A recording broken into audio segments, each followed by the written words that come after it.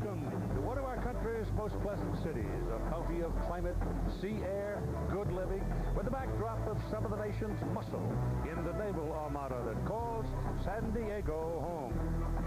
This game has a 28-year history that is marked by high-scoring college football games with wild finishes, featuring many of the game's best players. The Pacific Life Holiday Bowl from San Diego, California. The 28th playing of the Holiday Bowl game, matching the Oregon Ducks of the Pac-10 and the Oklahoma Sooners of the Big 12. It is presented to you tonight in high definition by Phillips.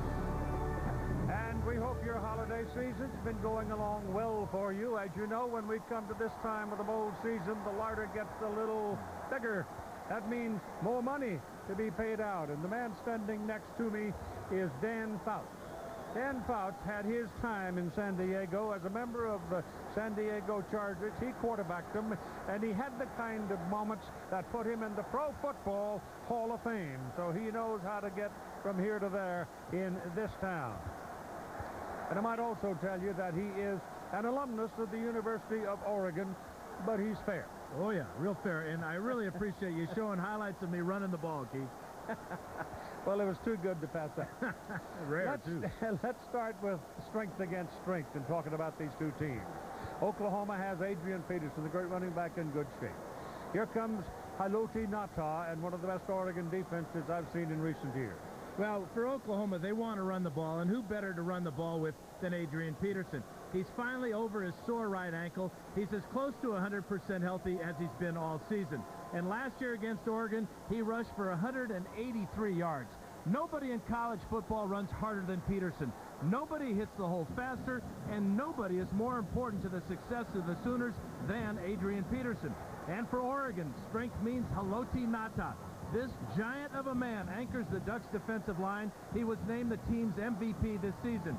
His penetration will be key to the Ducks' success in stopping the great Adrian Peterson.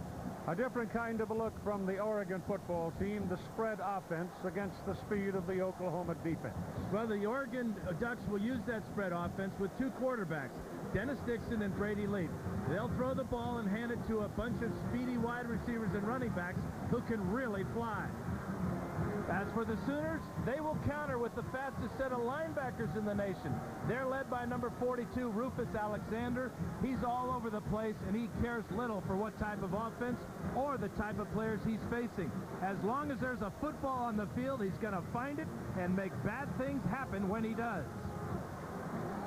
We couldn't have better weather or better temperature to play a college football game, and this is one of the good ones in this postseason play. Merry Christmas.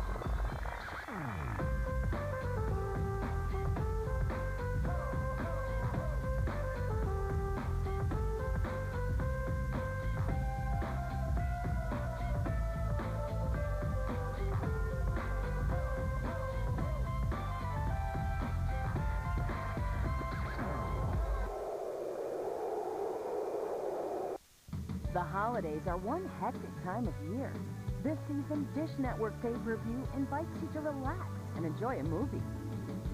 We've got Christmas with the Cranks, Herbie Fully Loaded, Bewitched, The Polar Express, and many more, each for only $3.99 on channels 500 through 539.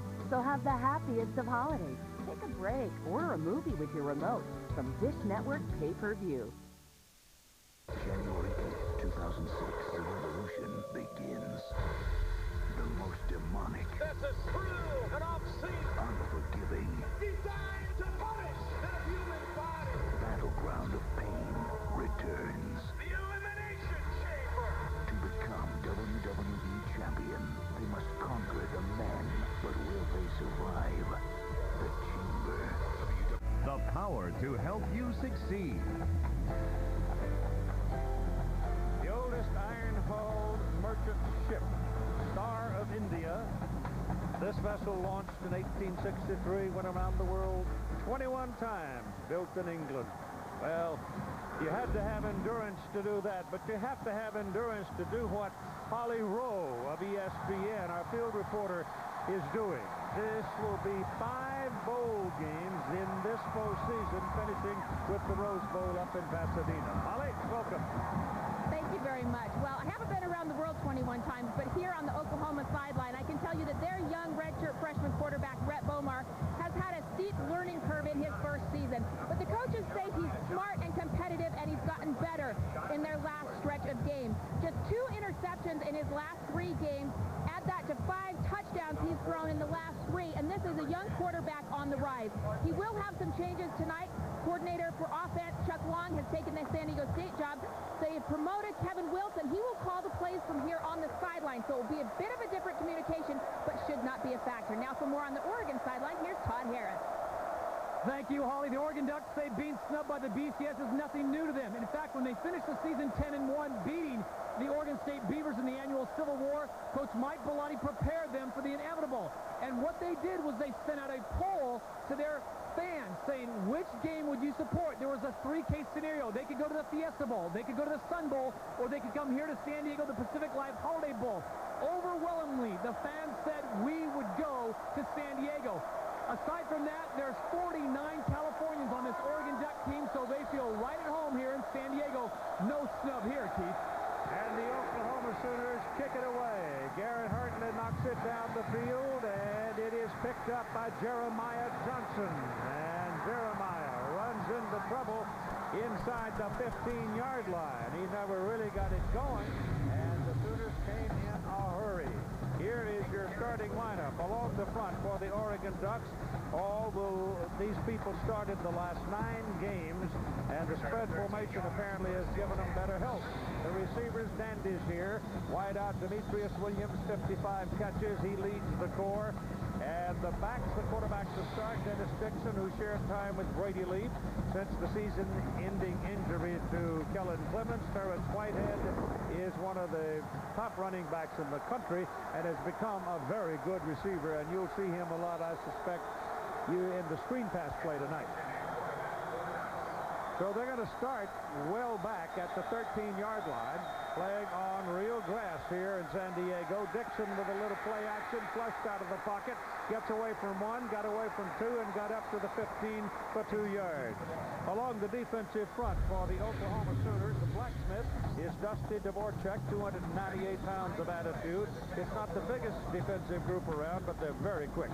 The linebackers here again, speed is part of the threat. Rufus Alexander roams from sideline to sideline. Shinyoki Oyenegacha, who started all season, will not be here tonight. He's suspended. Eric Bassey, 27 starts, replaces him. A lot of speed in this group as well. Of course, that's Oklahoma football, isn't it? Speed, speed, speed. Here goes Oregon now on 2nd down and 8.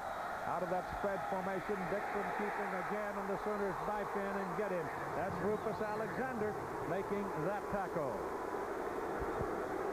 Well, the game plan for Oregon on offense, spread your wings with a spread offense. Get the ball out to these speedy wide receivers. And then on defense, they've got to crowd that line of scrimmage for 8, 9 men at times to try to contain Adrian Peterson. Rufus Alexander with a key play that time as he ran down that option play from Dennis Dixon from behind.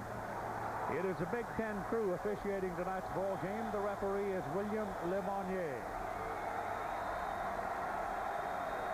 3rd and 8 for Oregon.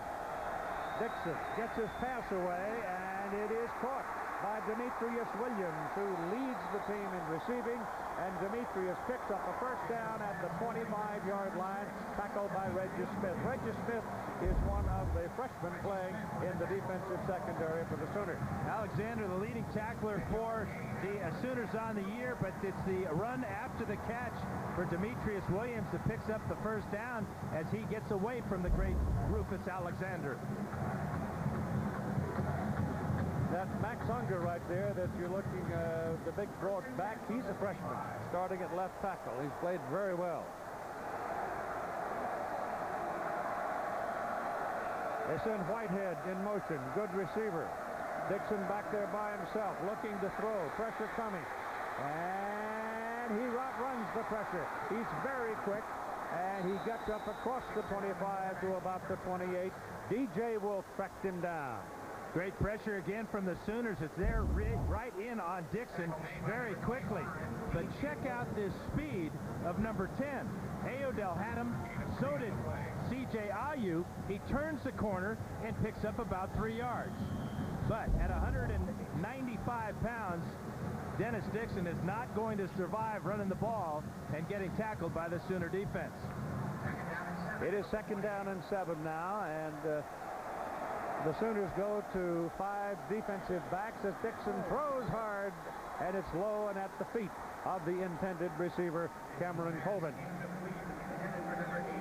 Now, what I think what happened that time for Dixon, he saw tight coverage by DJ Wolf on Colvin and decided to throw the ball on the ground and not risk an early turnover.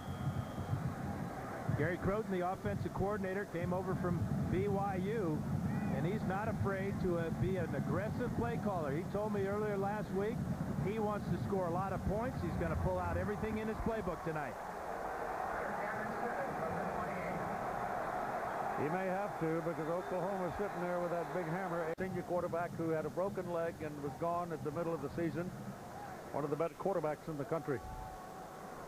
And maybe on his way to being a coach. But he's been a considerable comfort, I'm sure, to Dennis Dixon to have him in his ear a lot. Here we go now on 3rd down and 7. You've got 3 down linemen. You got 3 linebackers. You got 5 defensive backs for Oklahoma. And the Ducks really spread them out for this one. Here comes the pressure. The pass is away in a hurry, and it is incomplete. And Dixon unloaded it because he had Zach Latimer right in his face. Yeah, Oregon emptied the backfield, took Whitehead out of the backfield, so there's nobody there to block the extra blitzer. 46 is Latimer. Rufus Alexander's coming too, so basically it's a 5-man rush, and that's what caused Dixon to throw the ball early to Tim Day. Pat Dragic is in to punt for Oregon with Jawan Rankins waiting to receive it for Oklahoma. He's standing back inside his 35 at the 33. And looking at the flags around Qualcomm Stadium, the wind doesn't seem to be much of a factor. They set up the shield, that is, they put the big people back there, and there's contact along the line of scrimmage, and it looked like the Oklahoma man created the contact. Might have been Lewis Baker jumping. It certainly is acting as a guilty party there, and Bobby Stoops not liking that at all, but it will not be enough for the first down for Oregon. Contact. Number 16 on the defense. That's 5-yard penalty. Still 4th down. So it'll be 4th down and 2, and the coach is cranky. Stay on sides, he yells. Come on. Sometimes it's okay to read lips. There's that shield you were talking about. Number 96 is the big part of that shield. That's Haloti Ngata at 340 pounds. Talk about a swinging gate, a swinging wall. They're all big people in this group. They snap it, and on 4th down and 2, it goes to Matt Dragic, who finds plenty of running room and crosses midfield and picks up a first down for Oregon. Perfect execution of the fake punt by Oregon as Oklahoma is looking to load up on that shield. They invited them inside, and then behind those big guys in the shield leading the block. Watch Alan Patrick here, number 23, come inside, and now you've got Ngata leading the blocking on the outside, along with Andrew Murphy, and Dragic picks up this first down easily. 20 yards on the play. Keith? Goes for 20 quickly, and it's on the 47-yard line of Oklahoma. And so they take a chance. It pays off. You wonder if they would have gone for the fake if they had not been offsides on the previous play by Baker.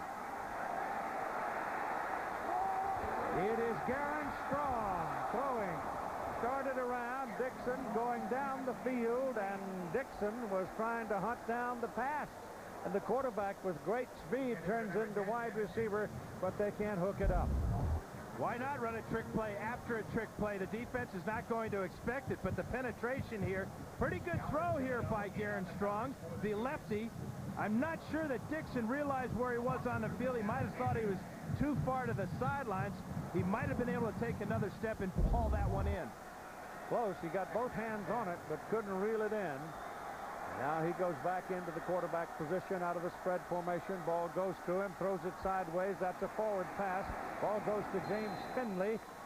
And Finley will move the ball to about the 43. Now, this is what Croton was talking about, though, Keith, being an aggressive play caller. You got nothing to lose. You're in your bowl game. You want to go 11-1, sure, but Mike Bellotti, a former offensive coordinator of himself, there's Croton in the box. The big thing here is now they're sending a message to Oklahoma that, hey, we're willing to try anything. You better just cool your jets and play a little bit more zone in all this blitzing. All the blitzing invites option action, too, from these Oregon Ducks, and they can run it well out of this formation. This ball ended to Terrence Whitehead. Whitehead slashes into the middle, and he's very close to the first down. He's down around the 37-yard line. Tackle made by number 42, Rufus Alexander. And number 25, DJ Bull. Kind of interesting, the comment that it looks like he's probably going to be a little short, but the offensive line's help has been so good this season because they, using the spread formation, avoid so many of those big pileups and people running up on the back leg, or the back of the leg of linemen. Yeah, and they're all young, too, Keith. Only one junior on that starting line. 4th down and a half a yard. They're going to run for it, and they won't get it. They won't get it. It was Zach Latimer, the middle linebacker, who put the hit on the big back for Oregon, Jonathan Stewart. Stewart is a freshman at 228 pounds, and Latimer put him on his back. But Latimer paid for it.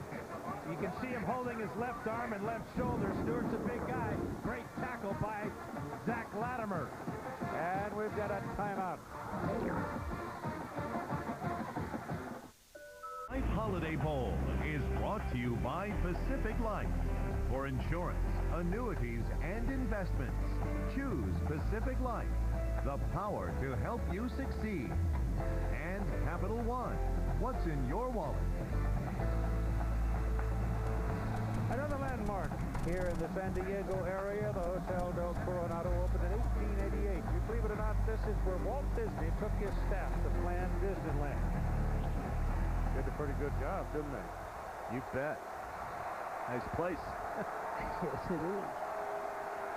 All right, Oklahoma's first time on offense now as Rhett Bomar steps back and throws on the first play of the ball game.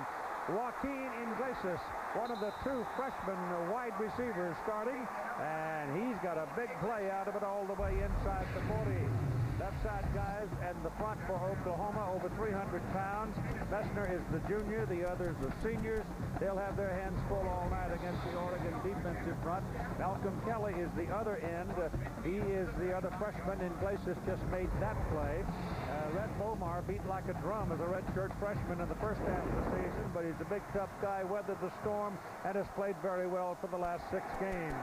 Ball thrown again to Iglesias, and Iglesias is down inside the 30-yard line and short of a first down. J.D. Nelson making the tackle. Let's spend a moment with Reese Davis. All right, Keith, SportsCenter 30 at 30 update. Tony Dungy returned to the Colts, saying it was the right time. Just 1 week after the death of his son, he is expected to be the coach against the Cardinals in the regular season finale on Sunday. And Florida State linebacker A.J. Nicholson has been sent home by Bobby Bowden for a violation of team rules. Police in Hollywood, Florida are investigating an alleged sexual assault. Back here in San Diego, it's going to be a first down run by Adrian Peterson, brought down by Blair Phillips. Peterson's first carry of the ball game, but it's early, folks. Chuck Wilson, the new offensive coordinator for the Sooners, told me they want to get Adrian rolling early and often out of that I formation. He is so quick to hit the holes that he's at full speed when he gets that line of scrimmage. It's important for him to be deep in that I formation. It is first down for the Sooners on the Oregon 25-yard line, staying in the shotgun. Bomar back, looks, throws, pass complete. Adrian Peterson making the catch after he slipped out into the open, and he will go inside the 20 down to about the 17. The Oregon defensive front, Alote Nasa, 6'5", 340. First consensus All-American at Oregon since Mel Renfro in 1962. And the linebackers. Linebacker strong safety Anthony Truck leads the team in tackles with 85. The defensive backs, well, you no longer throw it at these guys. You better know what you're doing because they had 22 interceptions during this past season. Goes to the center, and looking for the opening is Adrian Peterson. He doesn't quite get the first down, 2 yards short. Here's Holly Rowe. Well, guys, Adrian Peterson is as healthy as he has been in weeks. The coaching staff told me that he didn't miss one single bowl practice. In fact, the 2 weeks leading up to bowl practices, he was there every single day. They said it's amazing what a fresh Adrian Peterson brings to this offense, and you're already seeing sparks of that, not just in the running game, but in the receiving game as well. All right, thank you. It's there 3 for 3 for Bomar so far in the ball game. Now he moves the tight end, and Paul Thompson over, comes to this side. He's the former quarterback. Bomar stands, plenty of protection, end zone. Ball dropped. Joe John Finley, who's in there as a tight end, 6'6", 244, a sophomore. He's defended by Aaron Gibson. The story here is Gibson is only 5'9". And Gibson came from the other side of the field. Ball hangs up in the air too long. That's how wide open at first Joe John Finley was.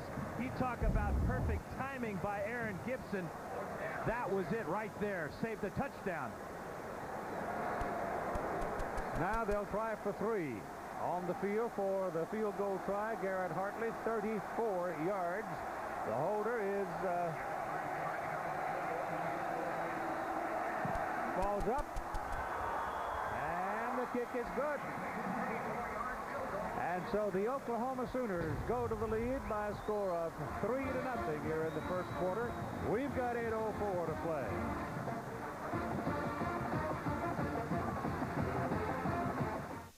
Tomorrow night at 7, a showcase between perennial powerhouses Miami and LSU in the Chick-fil-A Peach Bowl. Then at midnight, it's Bowl Central on College Game Day Final. On ESPN Bowl Week. And once again, welcome back to San Diego for the Pacific Life Holiday Bowl. Stadium sellout. All the tickets were gone as of last Tuesday, I think it was.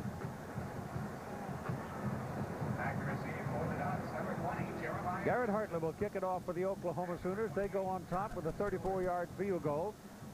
And the Oregon Ducks wearing rather subdued uniforms tonight. Plain white shirts, pretty much plain black breeches. High hanging kick. It goes to the 2-yard line to Jonathan Stewart. And Jonathan Stewart hammers his way across the 20 and out to the 21. Here's Todd Harris. Keith, call it creativity or unlimited equipment resources, but you're right. The Ducks are going rather tame tonight. This is the 9th uniform combination they've run this year, and funny they call this their tuxedo combination. Black pants, white shirt. Of course, we've seen the icy whites. We've seen the Thunder and Lightning, but I don't know any other school that has 9 different uniform combinations. And Pat Conrad, the equipment manager, told me next year they're going to run 3 different helmets and incorporate chrome into the uniform. You got to love a team that puts diamond plate patterns on the knees of their pants. Keith. Why? Well, because they're 10-1, I guess. You know, they wouldn't look all that good if they were 1-10. Jacob Gutierrez, a special teamer for Oklahoma, injured on the play, and the attention being given to him right now. This would be a big loss for Oklahoma because Gutierrez is so valuable on all the special teams, and he's not a bad running back. Had a big day against Baylor earlier this season. But this does not look good as they have to help him off the field. Well, they're going at such speed, and guys like this just risk their body on every time they're participating in a kick situation like that. And he came down, threw himself full bore, and went into the crowd and ran into that great big old running back, and he's hurt. Zach Latimer is back on the field at the linebacking position for Oklahoma as Oregon comes up first down on their own 22-yard line. Dixon turns and gives the ball to Terrence Whitehead, and Whitehead keeps on pounding, broke that first tackle and gets out close to the 30. Friday, Capital One Bowl week continued with two great games on ESPN. Steve Spurrier's South Carolina Gamecocks against the Missouri Tigers in the Independence Bowl. At 7 Eastern, the College Game Day Bowl Special presented by Outback Steakhouse. And at 7:30 Eastern, you've got the Miami Hurricanes and the LSU Tigers in the Chick-fil-A Peach Bowl in Atlanta. Both games available in sparkling high definition on ESPN HD. Back goes Dixon to throw. Throws the ball sharply, and it's on the hands of the receiver, Garen Strong, but he can't come up with it. Rufus Alexander was defending. Oh, we told you he's a sideline-to-sideline player. Number 42 is Alexander, playing the pass perfectly that time. Did not go for the inside fake by Strong. That's a drop pass by Garen Strong. Kind of had his hands turned backwards on that pass from Dennis Dixon.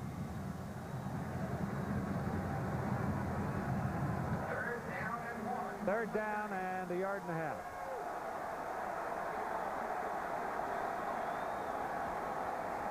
They go for the first down, and they get it with Whitehead moving across the 35-yard line. Rufus Alexander going pro. No, this is what he said. It's not my last game. I'll be back. I love the University of Oklahoma. Love the fans. Love everybody, the coaches, and just love going to school, being around the guys. One of the things he loves, Keith, is when all those Sooner fans yell, "Roo!" Yeah, he'll be bigger and stronger after another season, though. And just as fast, if not faster. Faster, right. On 1st and 10 for the Ducks from the 35. Dixon takes off. He's got 8 yards. Zach Latimer took his legs away from him, but he's a long strider. Yeah, the game plan for Oklahoma tonight on offense, they're going to load that Schooner wagon with a lot of Adrian Peterson. Want to get him 30 touches on the ball. And then on defense, hey, Rufus, raise a ruckus, will you? He's already done that here in the first quarter. Second down and 2 from the 43. Call it second down 2 for the Ducks. They trail Oklahoma on a 34-yard field goal, 3-0.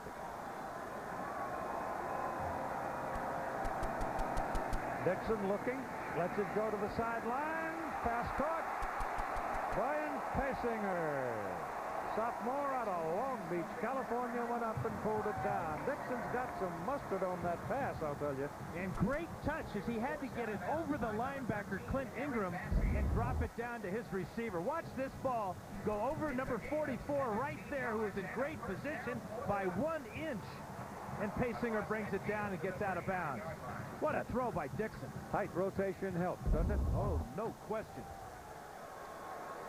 So the ball is at the 40-yard line of Oklahoma. First down for Oregon. Dixon gives to Whitehead.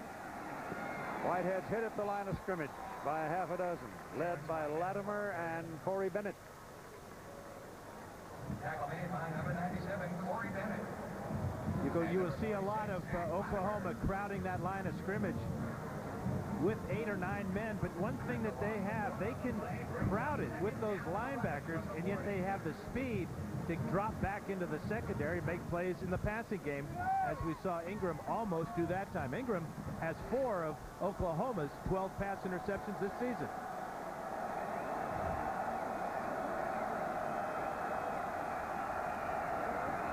Dixon, low snap, picks it up, throws the ball down the sideline. Got a man wide open. It's Demetrius Williams. If the ball is down where Williams can catch it in stride, he's close to the end zone, if not in. Yeah, he really had to make a heck of an adjustment to go up and get this ball and then worry about his feet and whether he would come down in bounds. Well, he went up, he got the ball, he came down, both feet in.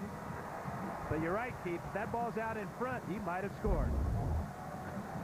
It is a first down for Oregon. The ball at 23 of Oklahoma. The Ducks making their deepest penetration in the ball game.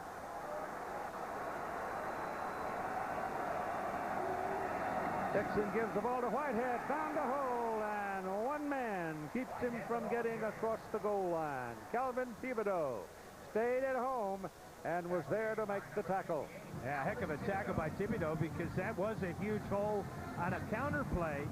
Oregon gave the look of power behind Tim Day on the right side, and Whitehead cut it back and picked up a big gain here. But check out, exactly right. Did you see how Thibodeau was also looking for Dixon to take the ball on the bootlegs?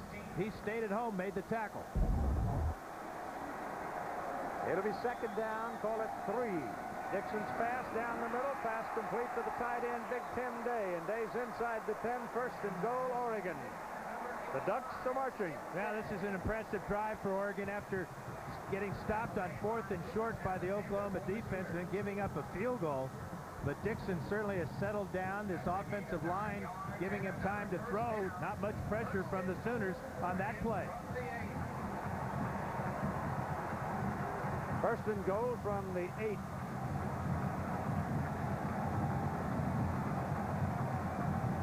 .425 to go in the first quarter. From under center, ball given to Whitehead. Hit at the line of scrimmage and driven backwards. He took it right on the number from D.J. Wolf. D.J. Wolf got inside the block of Pasinger on the outside. Wolf, a former running back, number 25 here, just got in there and drilled Whitehead. Pasinger's got to go over to Whitehead and said, hey, man, my fault. I'll get him next time. Oregon has not done a good job scoring once in this area of the field.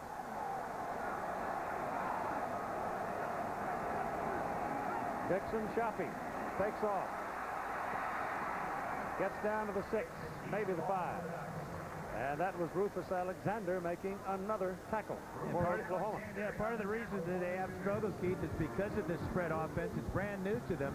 Earlier in the year, they had all kinds of trouble just running the ball, period. But it's an evolving type of offense. And when you change quarterbacks, as the Ducks have had to do with Clement's injury, I thought that was a good play by Dixon, not throwing the ball, not risking an interception down here.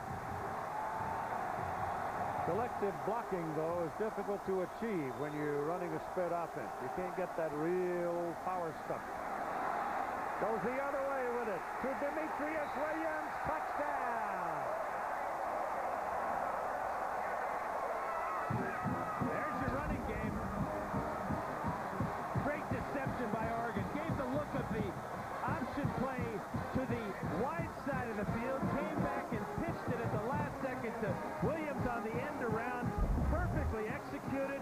And check out the blocking. Out in front, number 75, Jeff Schwartz. All 350 pounds of him clears the way for Williams' score. Oh, he just rode him out of town, didn't he? Yeah. Martinez for the point. Good. 2 minutes and 58 seconds to go in the first quarter, and Oregon goes to the lead 7-3 on a drive that started at the 22.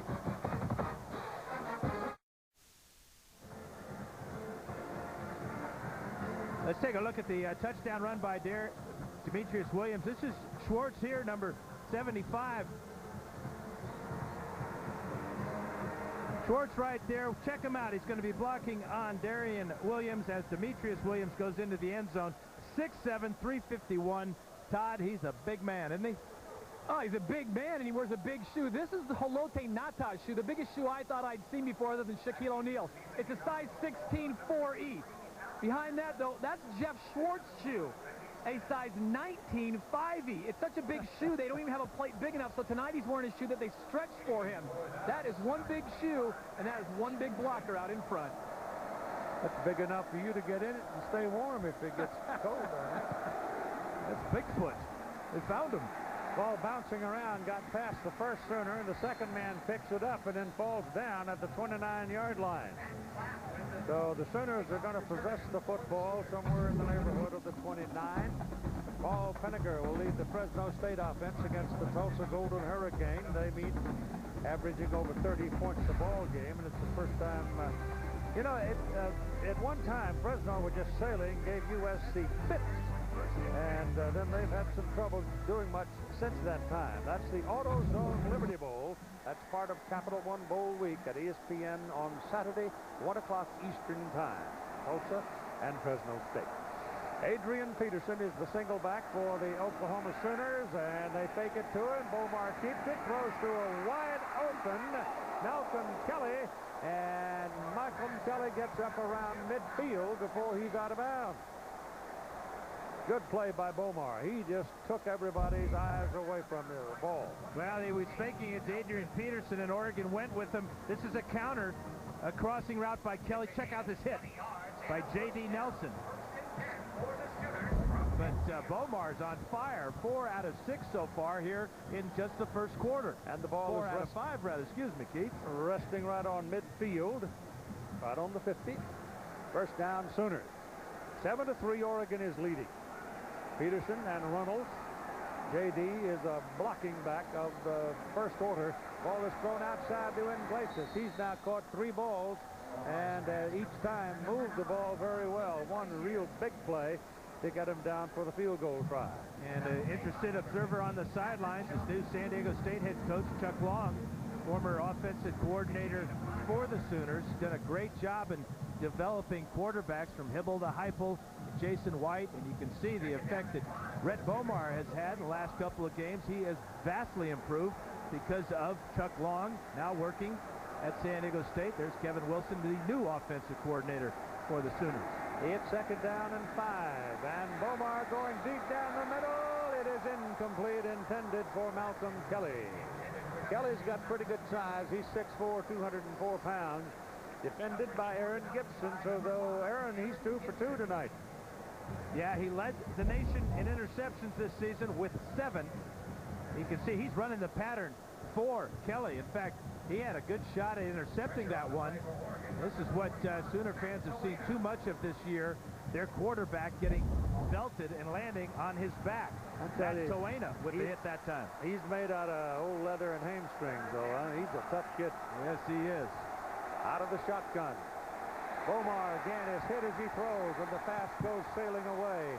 It was Matt Toena, number 45, a 295-pounder coming in to get him, and he's from Pengo. Couple of big plays by Toena, hitting the quarterback in the back, causing that incompletion. Toena, part of that defensive line, had picked up 31 sacks on the season. That was a big play on 3rd down. Cody Freeby comes into the ball game to punt now for the Sooners, and the man going back is Justin Tennessee, who can be pretty exciting sometimes.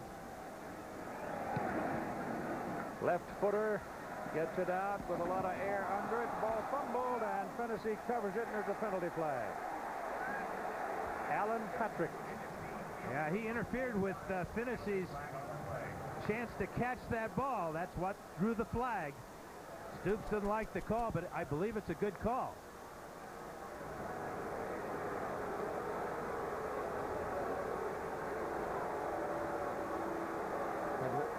Had one official right there look like Joe Torre, didn't he? Yeah. It's against the Sooners for interfering with the catch. You don't have the... catch interference, number 23, 15-yard penalty. Spot of the foul, first down. You don't have that halo protection rule. They dropped that, but still, you've got to give the man the opportunity to catch the ball. Stoops pointing at the big board here where they're showing the replay. It was a bang-bang play.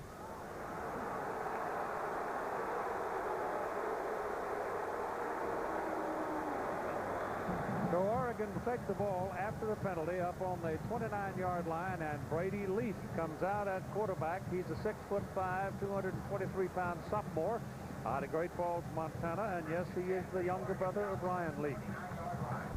That's the first time a Leaf has been on this field in a long time and not gotten booed. Yeah, you're right. Different crowd. Thank goodness. From the 29, the Ducks go to work. Big, tall guy, sees well, not quite as quick and mobile as Dixon, but throws the ball outside. The ball is caught by the Oregon receiver, Finley, and Finley will take it up to about 6 yards. Now, senior quarterback Kellen Clement suffered a broken leg against Arizona earlier this year on this tackle. At the time, he was having a record-breaking season for the Ducks. But during his rehab, he's continued to stay involved with the team. Both Dennis Dixon and Brady Leaf have benefited from his expertise. He's a classy guy, as we've seen already tonight, helping Dixon out on the sideline, and a heck of a quarterback. Leaf again throws that direction. Demetrius Williams, but Demetrius is going to lose on the play as once again DJ Wolf makes a good defensive play for the Sooners. And that's a mistake by Brady Leaf, not recognizing that Wolf was playing short. As you can see him mouthing to Demetrius Williams, didn't have thrown it to you. Williams had no shot after catching that ball other than to hang on and get tackled. Been better off to knock it down. Or just let it go. Yep.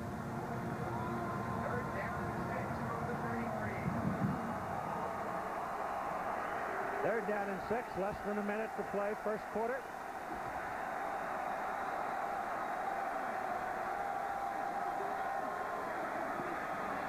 Leaf flush, takes off up the field, dives for the marker, and he's short.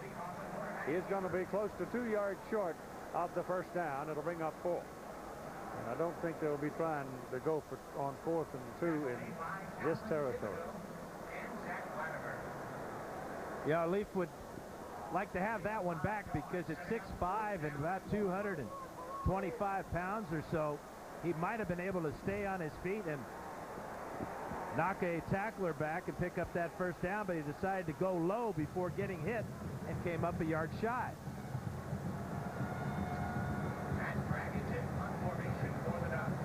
Dragic is in. Remember, on 4th down and 2, he took off and ran for 20 yards, but they're going to let the clock run down, and the first quarter is completed with the Oregon Ducks leading the Oklahoma Sooners by a score of 7-3.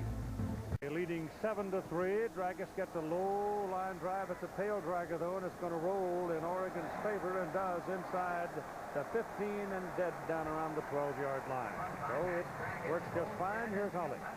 Well, Chuck Long used to be the offensive coordinator for Oklahoma. Now he's the new head coach for San Diego State Aztecs. What's it like for you to sit here on the sideline but not be able to help coach your team? It's a strange feeling, but I'm glad they're here. I'm happy to be at San Diego State. I think it's a great future, and this way I get to root for both teams. Tell me a little bit what your schedule's been like. How much preparation have you been able to do with Oklahoma? Well, nothing, because they hired Josh Heupel, the quarterback coach, so that knocked me out of the loop. They forgot all about me, Holly. So it's been all San Diego State, basically, and right now I'm just trying to assemble my staff. All right, just quickly, what do you think they could do on offense to get things going here? Well, I think they haven't had the ball much. Oklahoma hasn't had the ball much, but when they've had the ball, they've moved it well. So they'll get it again, and they'll move it well, and let's get a touchdown this time. All right, well, good luck on your new job, Coach. Thanks, Holly. Yeah, old Chuck couldn't resist coming to Southern California with this population and a school, the area where they throw the ball a lot.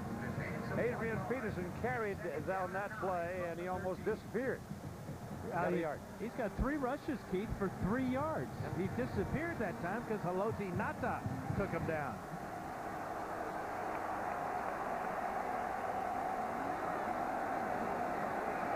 See what he can do a little bit farther outside. That's the old stretch.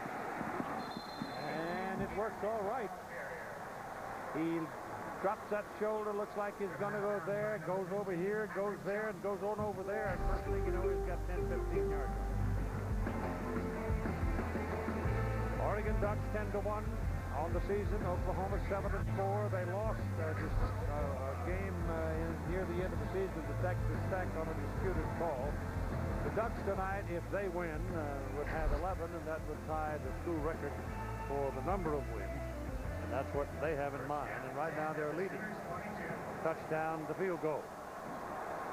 First down for the Sooners now. They got a little more room as the ball comes outside to the 22. And they go back to Peterson. He's hit behind the line of scrimmage, but his strength will get him back to where the ball was snapped. And it'll be second down and 10.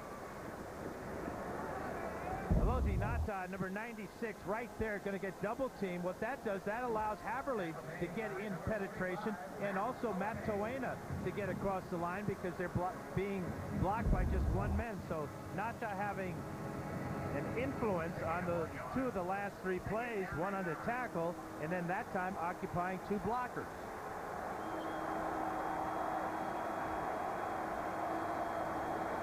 give him credit for a yard on the last play. He didn't get that much. Bomar back, throws the ball to the sidelines. It is complete to Malcolm Kelly. And Kelly has jumped pretty quickly. And is going to be short of his first down. That's Gibson one more time. So Aaron Gibson is having a good night. That was a good read by Bomar, as he's now 6 completions out of 9 throws. And he was the guy that Chuck Wilson said, you know, we got to throw the ball. We want to run the ball, but people think because I'm an offensive line coach, we're not going to throw it. Well, he's sending the opposite message to the Oregon Ducks defense right now. Kewan Jones is in the ball game for the Sooners. And Adrian Peterson has come out. Bomar running for the first down. The big guy can haul it. He's got the first down. Drops his shoulder, goes across the 40, and he stops at the 42, moves the chain. And he got down, didn't he, Keith, at the end of that run? He's heard that from all his coaches, especially this year. Don't take the hits. Great job of reading. Nothing on the strong side. Came all the way back to the weak side and then got down before contact.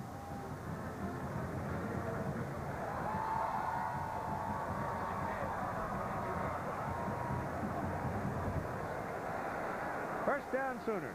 Ball at the 42.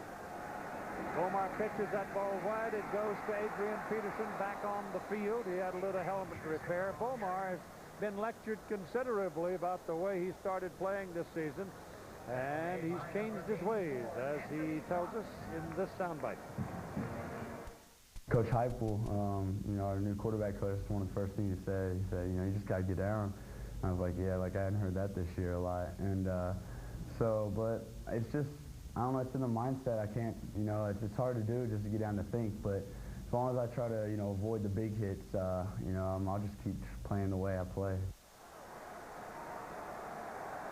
Listen to the coach, young man. Listen to the man who's been there. Ball is thrown deep. The receiver coming across the field. A great play by Joe John Finley. The intended receiver, I swear to you, was Malcolm Kelly. He fell down, and Joe John coming across the field made the reception. Heck of a play on both ends of this play, as Bomar took a hit from Haverly and then watched the catch by Finley. That's a tough one, Keith. I mean, Kelly saw Finley coming, didn't he? He kind of buried himself in the ground. And he fell down. I'm not so sure that's a completion, though. That point of that ball hit the ground. As Bomar hits the ground, they got to review this one. They may bring this one back. Yeah, it looked like the toe of the ball, the nose of the ball got down. Review. They tried to get the line of scrimmage in a hurry, but this ball, watch the nose, as Keith said. It goes through his arms, hits the ground, and both hands, left hand's off the ball. Heck of a job. Heck of a catch there by Finley, or a heck of a try at least. I think this one's coming back, though. Still a great play by Joe John. Yeah. I still think the receiver, the intended man, was Kelly. But the ball hung up there, and finally Joe John went and found it. He's their receiving tight end, got 13 catches on the year. As Trucks had to jump over Kelly. He clearly did not have control of that ball. Well, they very quickly went to the replay. And I expected a decision sooner, but so far we're still waiting, aren't we? Yeah, this is a guy 6'6", 240, showing great athleticism to avoid Kelly on the ground, keep his eyes on the ball, and try to come up with it.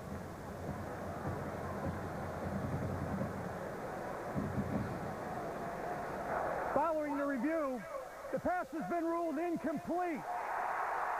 Third down at the 45-yard line.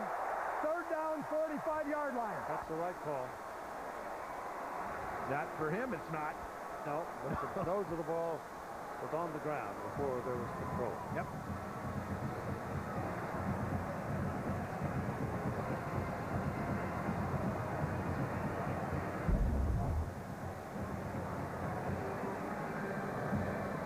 It'll get better, Bobby.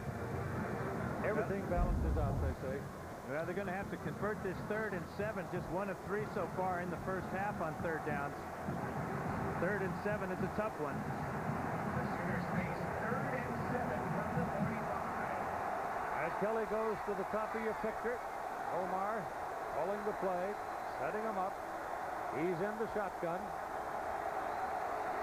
Back he goes. He looks right, looks left, goes down the middle, and he is intercepted by J.D. Nelson. You always talk about your weak safety playing center field. That's what J.D. Nelson did that time, and that is J.D.'s first interception of the year, thrown into triple coverage, and Oregon comes away with another interception. 23 now on the season.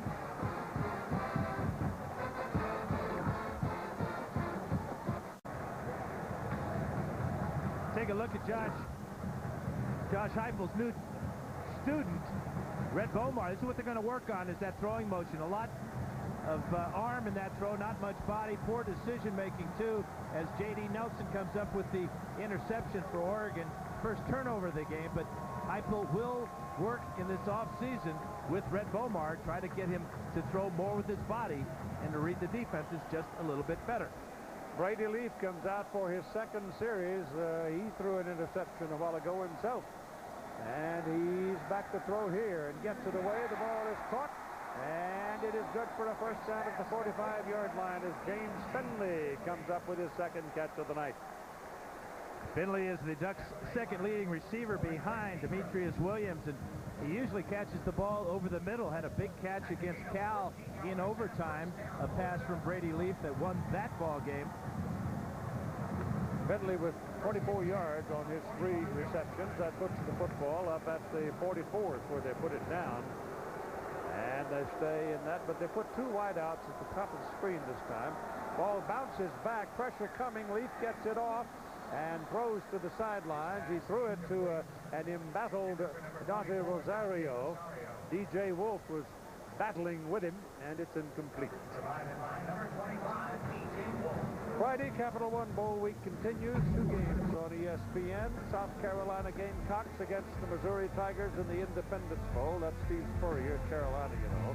Then at 7 Eastern, the Game Day Bowl Special presented by Outback Steakhouse is at Miami LSU and the Chick-fil-A Peach Bowl out of Atlanta at 7:30 Eastern Time. That's on ESPN. And back goes Leaf again, looking around. Plenty of time. Now goes down on the 40.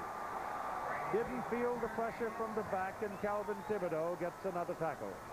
Now you can see the problem that Oregon has when Leaf is in the game. If he can't get the ball off on timing, then against this great pass rush, 42 sacks coming into tonight's game, and a couple already here in the first half. As you see, the pocket collapses, and Thibodeau is there for the 10th time this year. It is the speed of Dixon becomes very obvious in a circumstance like that. And it's a very simple fact that Brady Leaf is not quite as agile nor as quick. He's got a good arm. That ball is almost picked by Zach Latimer. And Zach spoils the play. The ball was thrown behind the intended receiver, Demetrius Williams, and now Oregon's going to front. That was not a good series for Brady Leaf. Versus great speed by that Oklahoma front 4 as C.J. Ayu makes his presence felt, and then Latimer getting so deep, almost picked that ball off. First punt by Matt tonight was 50 yards. A lot of it was bounce.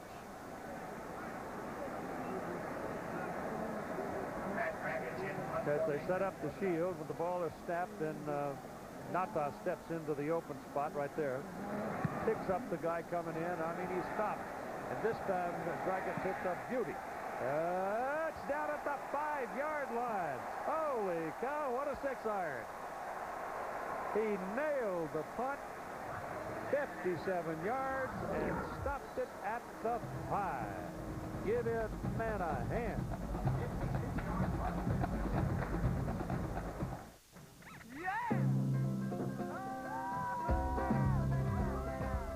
At Petco, we really love there isn't anything we won't do to make sure they're getting the best products and the best care. So when you ask us a question like, you think you'll have fun with this thing? We can say from experience. We did. I mean, yeah. Petco, where the pets go. Pals members save $6 or more on select large bags of Hill Science Diet dog and cat food. One car was ranked most appealing entry midsize by J.D. Power and Associates and earned Strategic Vision's Total Quality Award. It wasn't a Toyota or Honda. It was the Pontiac G6 sedan, designed to be one of the best cars in the world. And now, we've created another. The new 240 horsepower G6 Coupe. Now during the Pontiac Red Tag event, G6 starts at $15,932. The price on the tag is the price you pay, not a penny more. 1839. Fred Miller considers his father's field politics, but realizes the world needs a great beer more than it needs another politician. Good call, Fred. Pick up some 1855 lager, our tribute to Fred's first beer. Roger Ebert of the Chicago Sun-Times says King Kong is magnificent entertainment, a celebration of every single resource of a blockbuster, told in a film of visual beauty and surprising emotional impact. King Kong. ESPN College Football. The Pacific Life Holiday Bowl is brought to you by Pacific Life. For insurance, annuities, and investments, choose Pacific Life. The power to help you succeed. And in part by Pontiac. Vote for the game-changing performance of the year at ESPN.com. Keyword Pontiac. Another spot of pleasure here in the San Diego area, the Seaport Village. Lots of shops, lots of dining. So this picture is at night. Oh, warm, sunny afternoon. It doubles the pleasure. Quite a night for old Matt Dragic so far, isn't it? That 57-yarder was a season long. Out of the end zone, Bomar looking, keeps it, tackled right about the line of scrimmage. Patrick Chung to stop. Time for our Pacific Life game track. How about that night for Matt Dragic? A couple of those big long punts and this 20-yard run on a 4th and 2. And then the Ducks with a little reverse here to Demetrius Williams. Great block by Jeff Schwartz. 6-yard touchdown run, 5 yards rather. 7-3 the score. Then the interception by J.D. Nelson as the Ducks hope to keep the Sooners pinned deep in their own end of the field now. They give him a yard on the carry, Bomar, and so it is 2nd down and 9. This is Peterson. And Adrian finds his way across the 10. Just barely if they give him the spot, and they don't, they put it right on the 10. J.D. Nelson, another tackle for Oregon. And this is one of the best Oregon defenses I've seen several years. And they've done it up front, too, Keith. We've talked about how good Natai is, but Towena has been a force, Devin Long. But Anthony Trucks plays a linebacker strong safety position, and he's got 11 sacks. So they've been able to control the run and get pressure on the quarterbacks. 3rd and 4. Ball on the 10.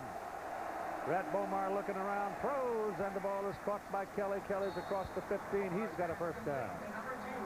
Todd Harris. Well, Keith, Dan, you were right. Michael Gray, the defensive line coach, is extremely happy with his Ducks. He told them during that last exchange, you make sure you keep Adrian Peterson in front of you. Use your eyes, but keep him around you because he is so fast. If you let him get it outside, it's going to be one juke and he's gone. But he's very happy. He told them to keep the pressure up front, keep him in front of you. Do not let him get to the edges. And so far, they've been successful. Keith. Well, Mike he looks fit still. Ball pitch back to Peterson, going to the outside. The defense goes with him, and it got him. Pretty much on the line of scrimmage, Devin Long with his 1st tackle of the night. And it's just like Todd said, you keep your eyes on Adrian Peterson. He did make 2 Ducks miss, but Long was there with good pursuit. Trucks forces the play wide, can't make the tackle. Blair Phillips misses, but there's Long, Chung, Gibson, and a couple other green helmets.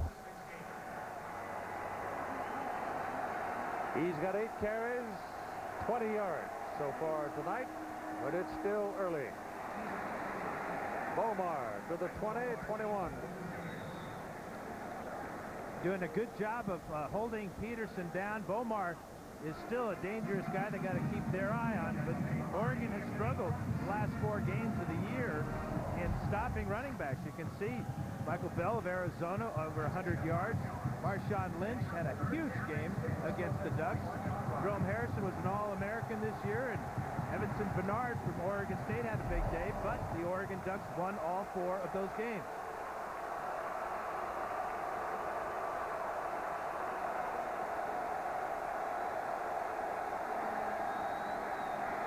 Whips it, completes it. Manuel Johnson in at a wide out. They had 3 wide outs. Johnson is also, all 3 of them freshmen.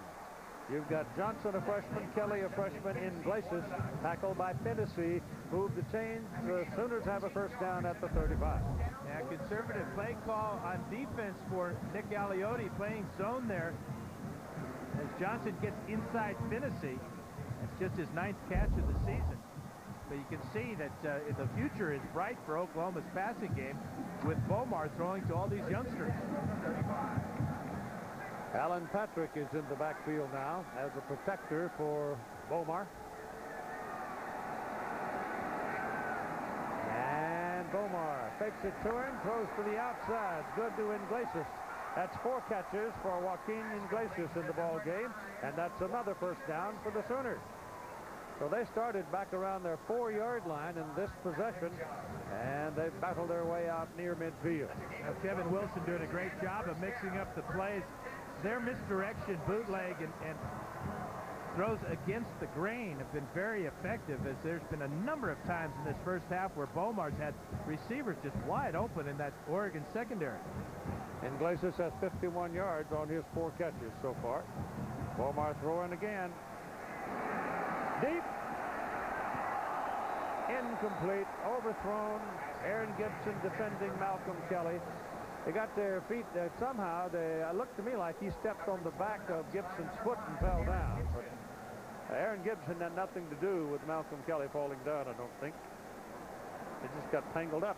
Oh, that could have been called pass interference on Kelly as he pushed Gibson, who had a clearer path to the ball. Perhaps ruled uncatchable by the officials, but Gibson not going for that fake by Malcolm Kelly. Second down and 10.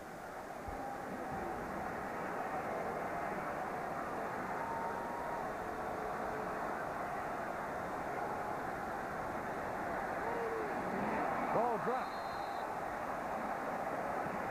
Just plain dropped by J.D. Ronald. J.D. doesn't get to see that ball very much. He's a blocking fullback. He had trying to set up a screen for him, and he didn't handle it. Here's Todd. Keith, this could be a big loss for the Oregon Ducks. Number 45, Matt Tuney, the junior on the defensive line, is going in, complaining of an injury to his left collarbone. Kevin Stile, the trainer, was looking at it, just can't get in there big enough because they've got the jersey so tight on there. They're going to have to take him in, take everything off. So Matt Tuney into the locker for the time being. Well, that would be a huge loss because he plays alongside Nata. And the ball down the middle. Almost completed, almost intercepted. J.D. Nelson almost picked it, but again, he doesn't step into the throw. And Joe John Finley was the intended receiver. And he overthrowing a guy 6'6". You'll see this ball sail over the hands of number 85, working against Aaron Gibson.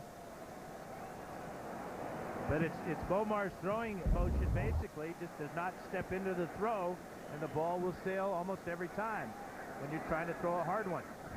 Cody Freeby's in to punt, first time tonight, 32 yards. That's only his second punt. Justin Fennessy is waiting for it.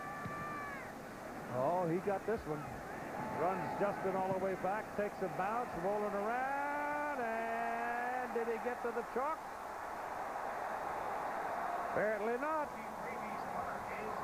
Look at this. They marked it at the 1. Poteet was down to keep it out of the end zone. But that first bounce was key. It went straight sideways softly. Poteet knocked it back, and it's Oregon's ball at the 1.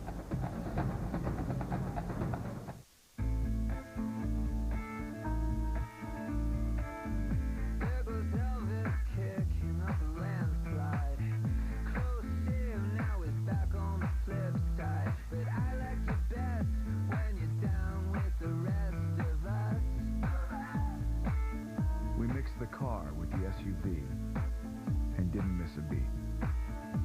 first ever touring. A new crossover from Pontiac, designed for action. Prime time in paradise. The PGA Tour is back on ESPN. It's a brand new season, and the Tour's finest are looking to make their mark in Maui. Can two-time defending Mercedes champ Stuart Appleby make it a tropical trifecta? The winners-only field of PGA Tour champions, including Vijay Singh, have their sights set on a victory in Hawaii. How about that? Who will be golf's big kahuna? The Mercedes Championships. Live coverage begins Thursday, January 5th at 7 Eastern on ESPN. It's here, America's best premium movie service, Stars, with hundreds of top movie picks and recent hits that are only on Stars. Great films like The Aviator. What do you think of that now? Stitch. Get out. And National Treasure. Someone's going to steal the Declaration of Independence. Hit after hit. It just doesn't get any better than this. Order now and start enjoying the ultimate movie experience right in your own living room. But there's more. When you get Stars, you get a total of 8 great channels.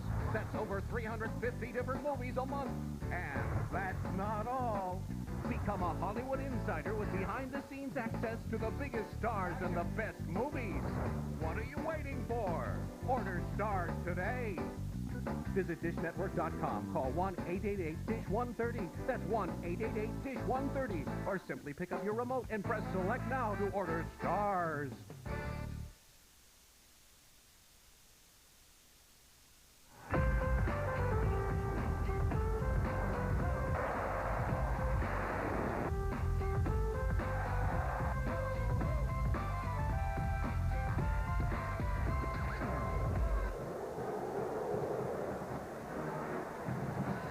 Oregon Ducks will come out with Dennis Dixon at quarterback as they possess the ball now at their own 1-yard line. The punters have been stars tonight, haven't they? Battle of field position, and punters can be very effective, as Freebie was on that great punt. Dennis Dixon at quarterback for Oregon. Dixon standing in his end zone to take the snap.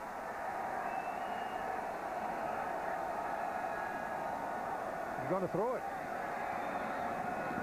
And complete it to Rosario. Dante Rosario, who does a lot of things for the Oregon football team. Now they get to change up the sidelines to about the 15-yard line where they've got some daylight. Number 44 is Rosario, working with a dual tight end formation that time. Day took the short route. Rosario with good size, 6'4", about 250. It was a big part of the offense last year, but it's changed. But he contributed on that play. Oregon leading in the ball game 7-0, 6 minutes to go the first half. And Dixon flips it outside on an option play. And there's a pickup of about 3 yards by Garen Strong. Tune into the Rose Bowl game to find out the Pontiac game-changing performance of the year. Vote now on ESPN.com. Search Pontiac. The winning school going to receive a $100,000 contribution toward their general scholarship fund from Pontiac. Yeah, there's a whole bunch of reasons to tune into the Rose Bowl game. Not the least of which is the game. And those stars, Vince Young, Reggie Bush, Matt Leinart. Wow. Can't wait.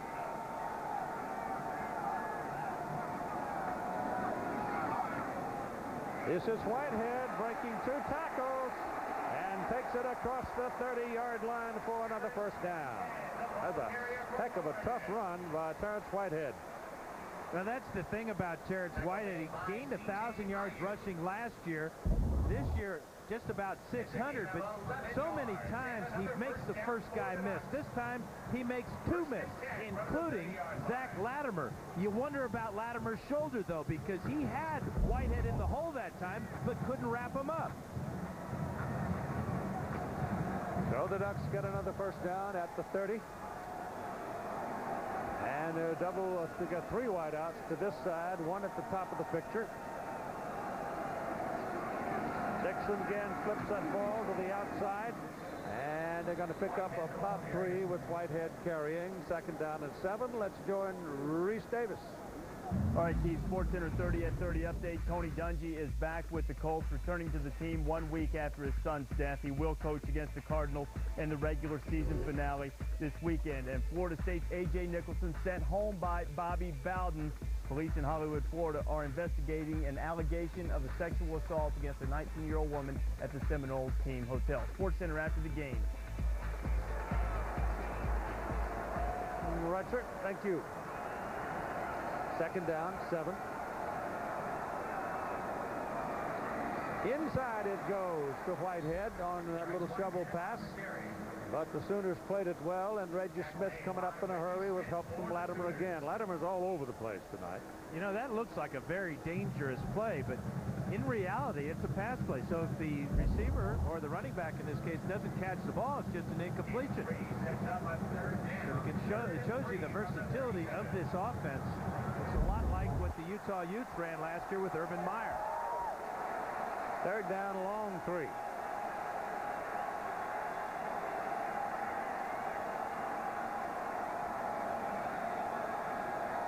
Dennis Dixon reorganizing things before the snap. He keeps it himself, and boy, they ate him up.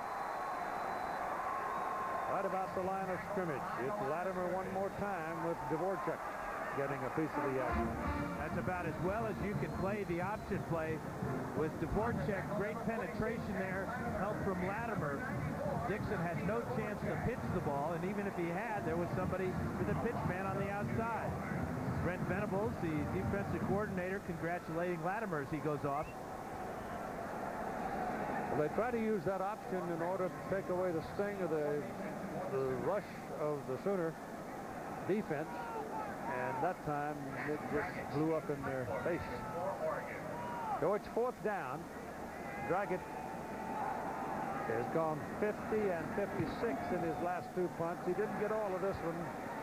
Kind of hooked it to the sidelines, and it bounced straight out of bounds, and that'll be pretty short. Friday, Capital One Bowl week. Day kicks off at noon Eastern. Minnesota Gophers against Virginia in the Gaylord Hotels Music City Bowl. Then South Carolina goes against Missouri Tigers in the Independence Bowl. And finally at 7:30 Eastern, Miami and LSU in the Chick-fil-A Peach Bowl. All on ESPN.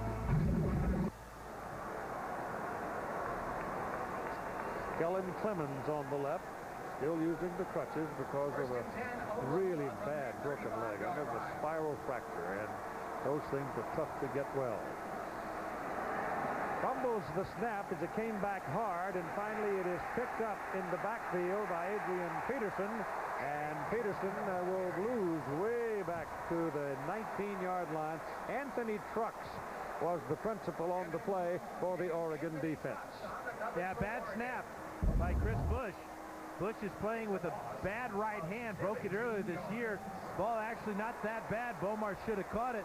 And now this is just a jailbreak for Peterson as he loses a ton of yards. How about 17? Yeah, Oregon ought to be thinking about using timeouts here. You got 1:49 to play. You got Peterson coming to, and now you got the timeout call by Oregon. Dr. Pepper, one taste and you get it. The ball is resting at the 19-yard line. It's going to be 2nd down and 27 for the Oklahoma Sooners after that snap that got loose, and Adrian Peterson picked it up, and good thing he did, because the Ducks were ball hunting, and there was a whole bunch of them after it. They got Adrian all right. And here we go. They got Kewan Jones in there right now as the running back, with Bomar working out of the shotgun, and he keeps it. Faked it to Jones, kept it, got away from one tackler, took a hit from another, gets it up to the 25-yard line. J.D. Nelson hit him pretty hard, because you could hear it up here. Yeah, I'm sure that Oklahoma fans don't like this comparison, but when I watch Rhett Bomar run like that, I see another number 7, Scott Frost, the great Nebraska quarterback, who had the same mentality and mindset, fearlessness, competitiveness, and toughness. Oregon has called another timeout. That'll give us a chance to visit Reese one more time. All right, Keith, coming up on the next GM halftime report, Lou Holtz and Mark May alongside, as always, Tony Dungy returning to the Colts. We'll hear from the Colts head coach coming up at halftime. Also look ahead to the Rose Bowl, USC and Texas, talk about dealing with distractions. And the Peach Bowl, Miami and LSU, Lou. And LSU may not have as much difficulty in the Peach Bowl at the quarterback position as people think. And I'll tell you about USC. Are they facing distractions for the Rose Bowl with all the accolades, the Hollywood stars, all the attention they're getting? I'll let you know it at about halftime. They both went to Disneyland. They too, and started riding all of the roller coasters and stuff. It ought to be a smooth ride in Pasadena for the national championship, though. We'll see you at halftime, Keith. All right, sir. You're going to get the day off to watch the Tide play?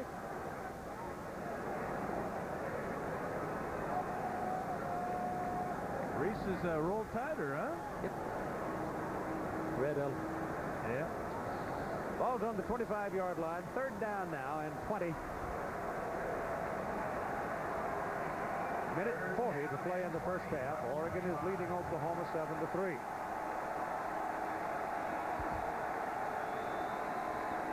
Out of an empty backfield, Bomar throws, pass complete to Kelly. Kelly is tracked down short of the first down when it looked like if he could turn it inside, he'd have it. But he's down at the 40. Anthony Trucks tracked him down. And Darius Sanders hurt Rhett Bomar.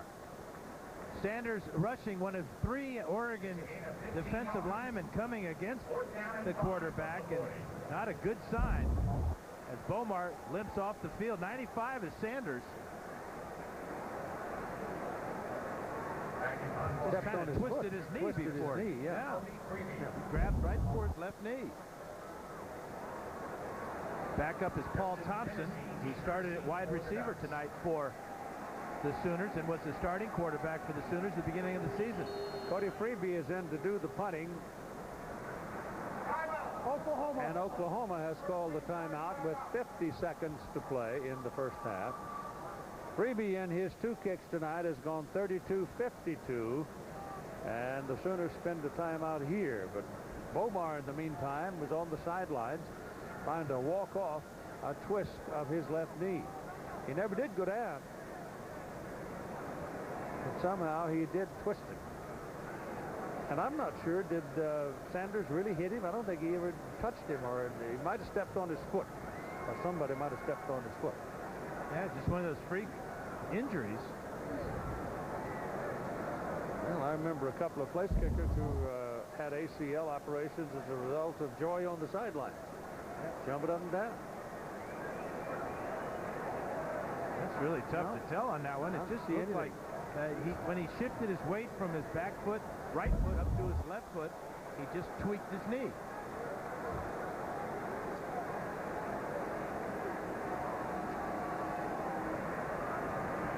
So let's go back to the field with Cody Freeby in punt formation for Oklahoma. It's 4th down and 5, 50 seconds to go. You don't reckon they'd snap it short, do you? I don't think so. Not with the middle of that Oregon defensive front. Well, and Oregon was giving a look that they were going to get pressure. Timeout. And DJ Wolf, one of the wide receivers in that punt formation, saw it, called timeout. The Goodyear Blimp celebrating their 80th birthday this year. The Spirit of America floating above our stadium tonight. The aerial view and reminding all of you to get superior traction in any weather with Goodyear's new Forterra triple tread tires.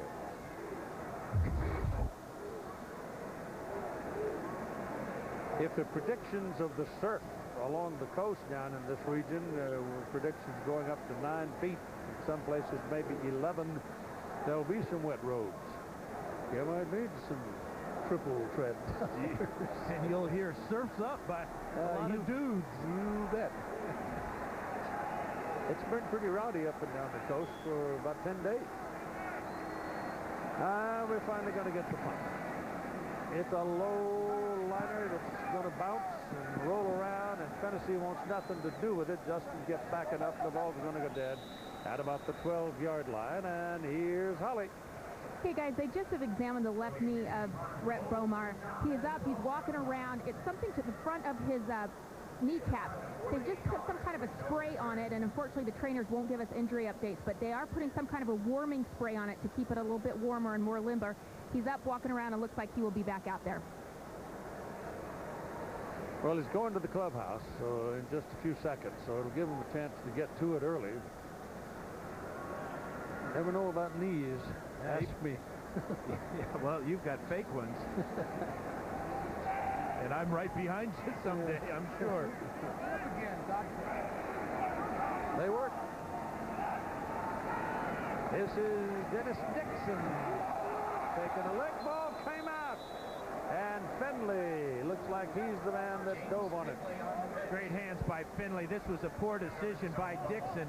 Oklahoma's just playing the option play perfectly tonight. Caused a little bit of hesitation on that pitch.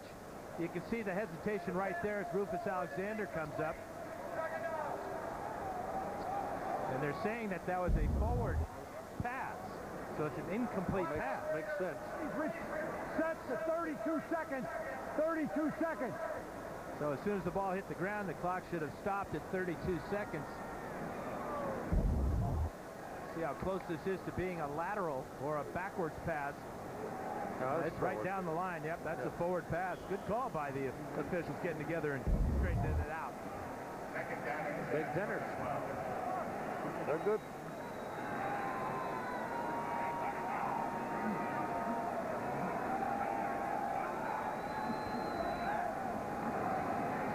Dixon throws quickly to the outside to Finley. Finley runs through a couple of tacklers and gets it up for the first down. Reggie Smith, who's played very well, the freshman from Edmond, Oklahoma, again making the stop.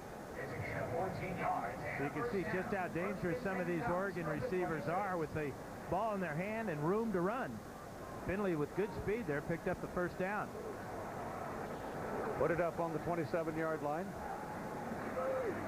They'll run it again with Whitehead. Get up to the 30. That's a pickup of 4, and that should do it. Clock running right along now, less than 10 seconds. They're hustle up to the line of scrimmage, thinking they might get one more play, but I don't think so. They're going to the clubhouse. At halftime, it is 7-3, Oregon leading Oklahoma. And you can see that the teams trailing at halftime have won 7 of the last 8 games. I'm not sure what that means, but we'll see what happens. Here's Holly. Well, Coach, they were just saying 7 of the last 8 years, the team trailing at halftime has gone on to win it. But what do you have to do on offense to make that come true again? Well, we've been close. You know, we've got to convert on some of these third downs. We've got to get the running game going a little bit more than we have, though. We've intentionally, you know, had a lot of boot and play action trying to get them moving, and it's been good for us. You know, we need to come up with a few more big plays off of that and get some running game going. Adrian Peterson out the last series. Everything okay with him? Yes. What do you have to do to get him going? Well, give him more carries, and you know, and the line's got to get some bigger seams in there to help him a little bit. All right, thanks, Coach. All right, Holly. So the coach heads for the clubhouse. 7-3, Oregon leading, and let's join the folks in the studio. All right, Keith, glad to have you along on the Nexium halftime report. Lou Holtz, Mark May alongside. Mayday, you heard Bob Stoops refer to it. Adrian Peterson, who was shaken up on that 17-yard loss, appears to be okay. They expect him to be able to go. To get him going, they need to give him the pill. Yeah, they have to give him the ball more and more. And the problem with Adrian Peterson, he needs a lot of touches. He's got 9 carries for 3 yards, but he did lose.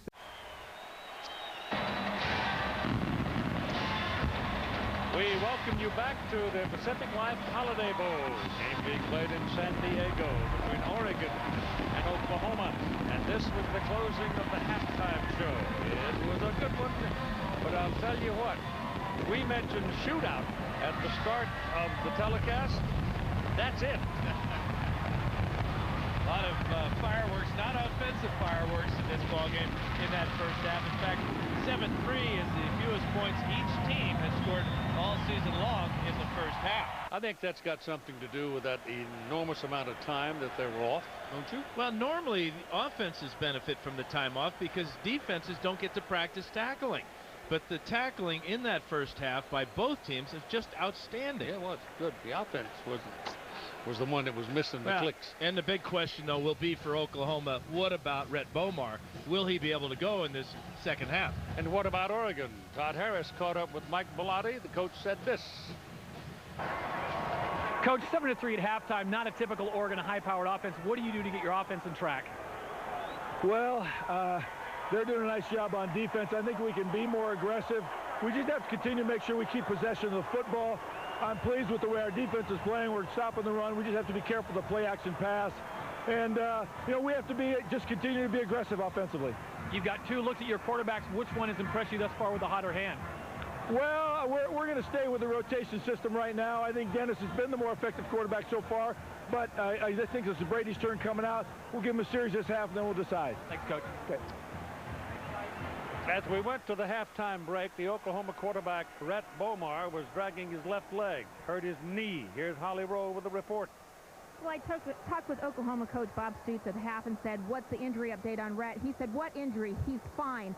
Checking Rhett as he came out. They have not wrapped the left knee. He looked fine in warm-ups right now, and he's not limping, guys. We'll see if he can continue to go. All right, thank you, Holly. Here we go now with the second half of play. Oregon will kick off. Oklahoma's Reggie Smith and Alan Patrick are waiting to receive it. There's Rhett Bomar on the sideline. And here we go. Matt Evanson will kick it away for Oregon. And again, I'm struck by the fact that the wardrobe for the Ducks in this ball game has been rather basic. The kick goes into the corner to Alan Patrick. Found the crack and almost went home. I mean, he was a step away from see you later. Rosario brought him down. And here are the numbers. Our Pacific Life game track. Rough first half for Adrian Peterson. 8 carries for 8 yards. That big loss on a bad handoff. But Oregon defensively with Nata leading the way.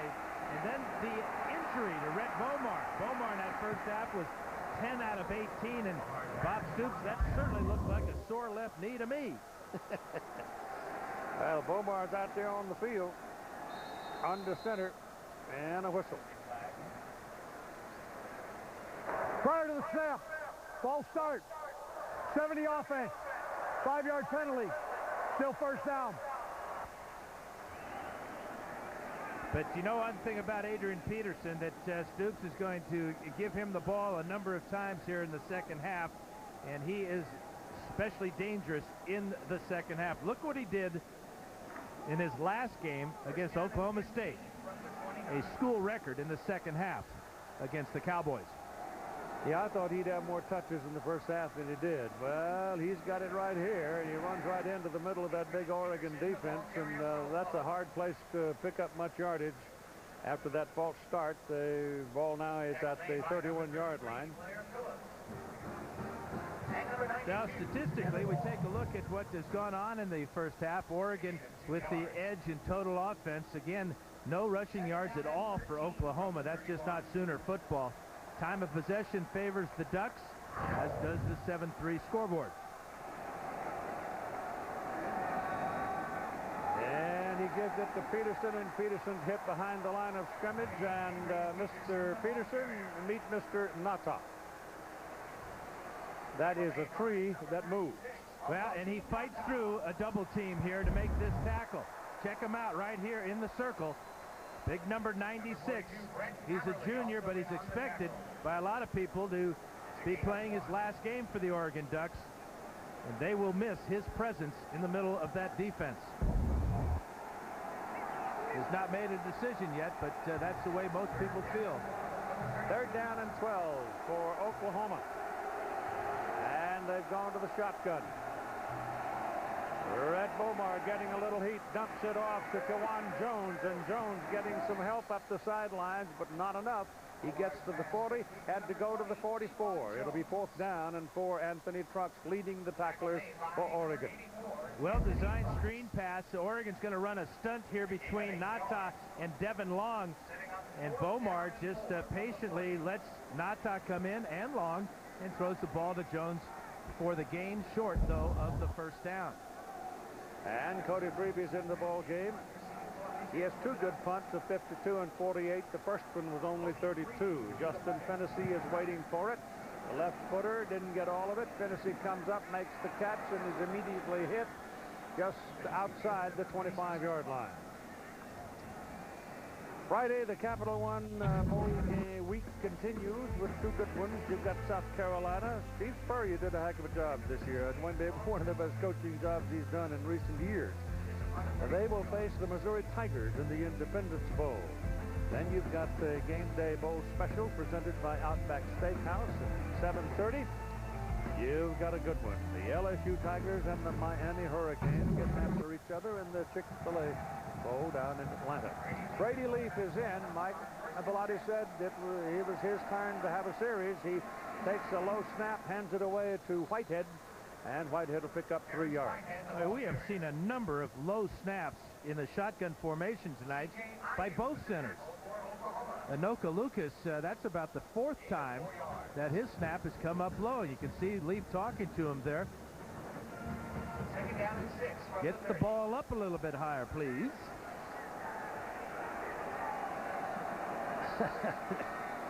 I was going to say now, there's a big buck. Ball is thrown over the middle, and it's incomplete. You were going to say, and you did.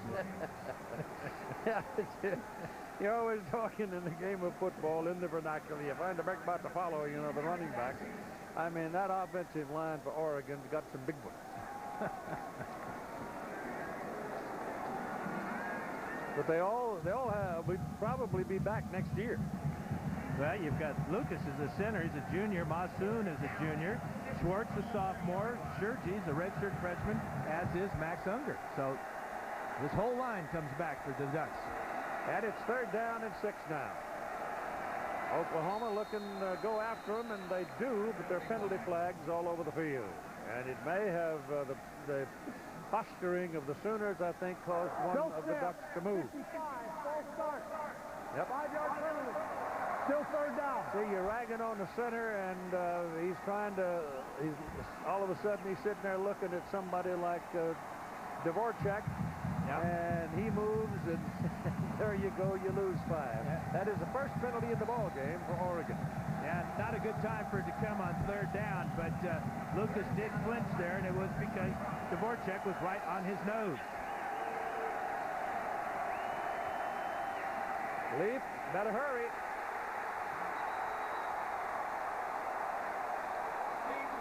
C.J. Ayu gets the sack. Oklahoma comes out playing fast. They didn't do much with it offensively, but the defense certainly stood up. Yeah, this is 3 sacks now in the game for one of the best teams in the nation, sacking the quarterback, C.J. Ayu, who played for Gary Croden, the Oregon offensive coordinator, when they were both at BYU, celebrating that sack. And the Oregon Ducks are going to have to punt it. The punter standing back at about the 2. He'll hit it up around the 6. Just got it out, but he got it out. And it bounces, takes a good gravy bounce right to the Oklahoma returner, Rankins. And Rankins will come back up around midfield before he's knocked out of bounds. So Oregon gets very deep in trouble, and Oklahoma gets very good field position after the punt.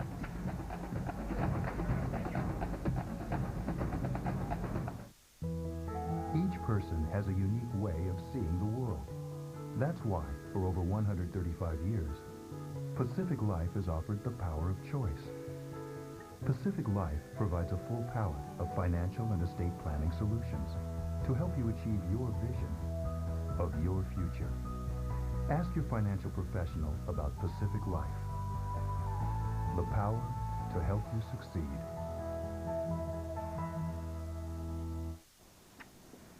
See you tonight. Okay.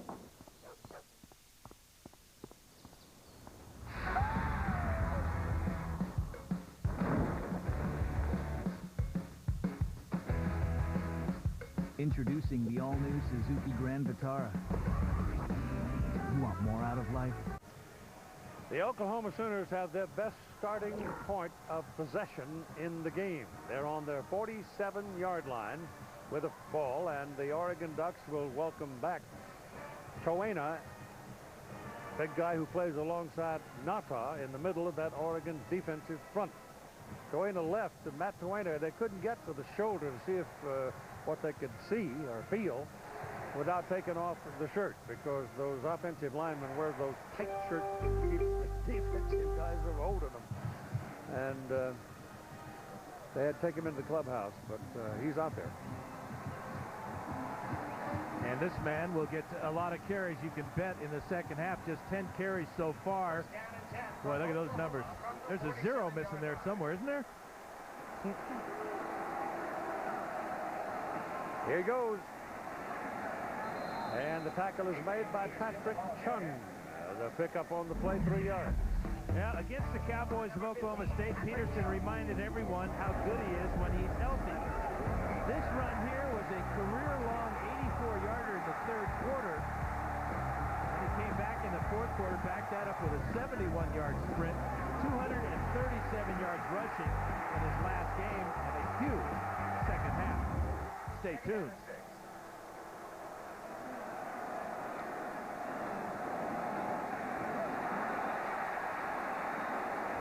Penalty flag is in the wake of this run. Ball comes out, fight for it. Picked up by the Sooners, goes into the end zone, but there's a penalty flag back up here at the 50-yard line. Chris Messner was the man that picked up the ball and ran into the end zone with it. But there's a flag awaiting up yonder. It is recovered by number 79. And poor Chris Messner's dream of scoring a touchdown has just ended.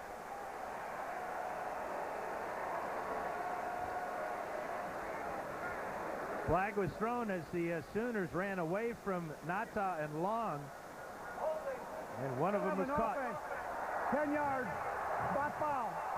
Still second down. And Adrian Peterson may have injured his hand on that punch out by Justin Finnessy. There's Finnessy, 31, trying to get Peterson out of bounds. Look at the strength of Peterson. But Finnessy doesn't quit. He chops the ball out of his hand. And that might have hurt the left hand of Adrian Peterson. So they lose the touchdown. They lose the big run by Peterson. And we'll see about whether they lost Peterson or not. And the ball comes all the way back to the 40-yard line, where it's second down and 17. So the Sooners are struggling right now. That's their 4th penalty of the night. And this is Kewan Jones carrying. I'll tell you, he's not a gimme either. He's 5'9", 190 pounds, but he's a senior, and he's played a lot. Yeah, very valuable. Very valuable to have him as a backup, especially with the fact that Jacob Gutierrez was hurt in that first half. Here's Holly. News about Peterson.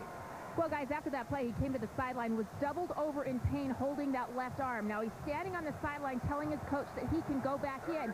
But now he's just taking off his helmet, guys. We're not sure if he's going to be able to go or not. He's very much in pain right now. It is third down and 8 for the Sooners after possessing the ball at their 47 and losing a touchdown. Bomar throws, just flips the ball over to Iglesias. He picks it up, and he's really trucking it down the sidelines, breaking 2 tackles to get down near the 15-yard line. Well, Chris Messner didn't get a touchdown on that long play, that fumble after Peterson, but watch him block Devin Long here on this play. He rides Long behind the quarterback. Fantastic throw on the run by Bomar, and then the freshman Iglesias with his 5th catch of the night. The 3 freshman receivers have 10 catches among them. That one went for 34 for number 9. The ball is at the 16. Out of the shotgun, Bomar looking to the corner. Touchdown. J.D. Reynolds.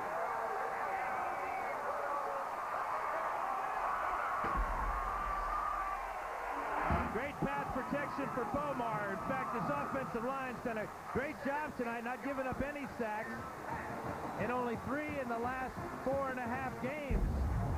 As Bomar's able to step up in the pocket, find Runnels on the wheel route against the linebacker. Messner with another good job on long and a perfect strike as Runnels catches his 5th career touchdown pass.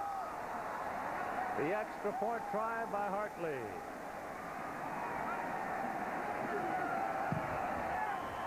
Good. And the Oklahoma Sooners have their first lead since they led 3-0. They now go on top in the third quarter with 9:20 to play by a score of 10-7.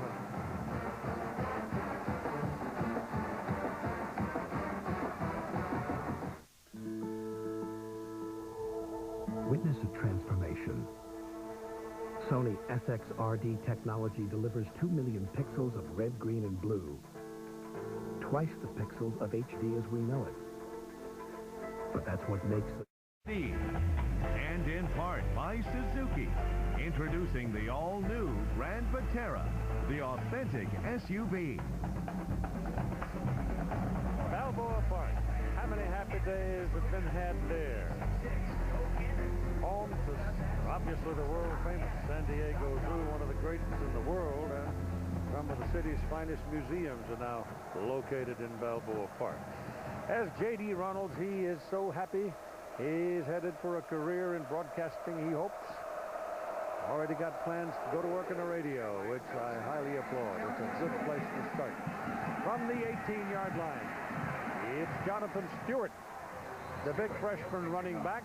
And now here's Holly with news about Adrian Peterson. Well, guys, this is a very bizarre injury that just occurred. Adrian Peterson was on the sideline when that touchdown occurred. He jumped up in celebration, and his head hit into the back of his teammate Manuel Johnson's helmet. He's cut open his forehead. Right now, they've got him laying down on the bench, and it looks like they may even be trying to give him some stitches right now, guys. But blood pouring from his forehead after an unfortunate injury during the celebration on the touchdown. Thank you. Dennis Dixon is the quarterback. Whitehead's back there with him. Dixon looking to throw. Gets it away. Ball completed to Whitehead. Whitehead just ran up a hole in the middle. Got free in the secondary. Made the catch. Moved the chains. 11 yards. Whitehead does a lot of that, catching the ball out of the backfield. Second leading receiver for the Ducks tonight, and third on the season. As a gain of 10 yards and a first down. Just barely picked up the first down. 10-7. The Sooners have regained the lead after taking a 3-0 lead in the first quarter.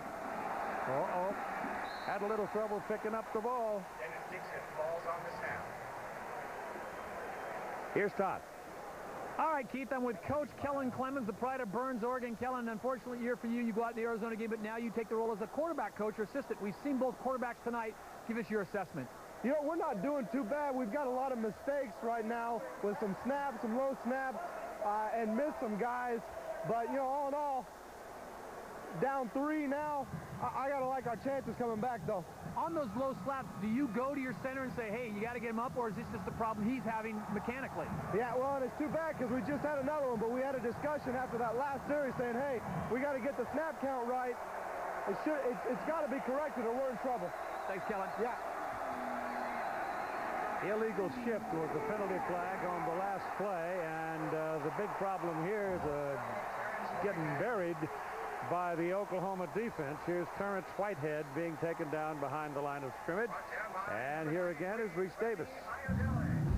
All right, Keith, SportsCenter 30-30 update. Tony Dungy back with the Colts. He will coach in the regular season finale against the Cardinals on Sunday, turning the team just a week after his son's death. And A.J. Nicholson, Florida State linebacker, sent home by Bobby Bowden. Police in Hollywood, Florida, investigating an alleged sexual assault. SportsCenter after the game, ESPN News, always on.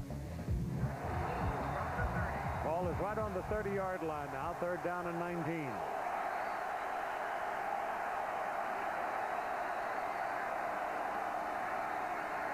Dixon gets it away, and it's not complete. Garen Strong had it, and he lost it as he went down. Well, the problem for Oregon is that they're getting beat up front by this pass pressure. of Oklahoma. This is how Oklahoma started the game, knocking Dixon down, not giving him time to find his outlet receivers. And Thibodeau and Dvorak's got to get a lot of credit for causing a lot of those bad snaps from Anoka Lucas, because he's right on Lucas's nose.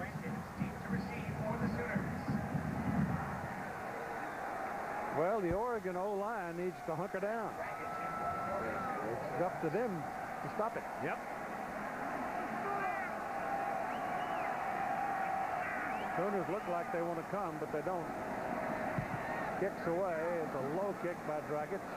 Bounding around and bounding down the field, and it turns out to be a pretty good kick. Goes out of bounds at about the 26-yard line with 7:34 to play in the third quarter, and Oklahoma leading 10-7. 44 yards.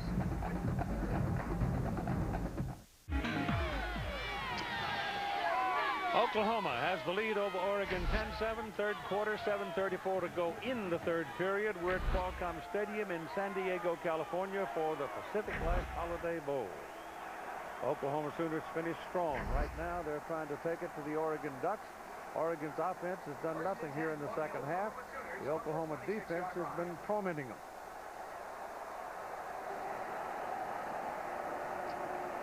Bomar, the quarterback, hands the ball away to Kewan Jones, and there was a sound you could hear all the way to La Jolla as Blair Phillips came over and leveled him. And Adrian Peterson is up and about with a bandage on his head.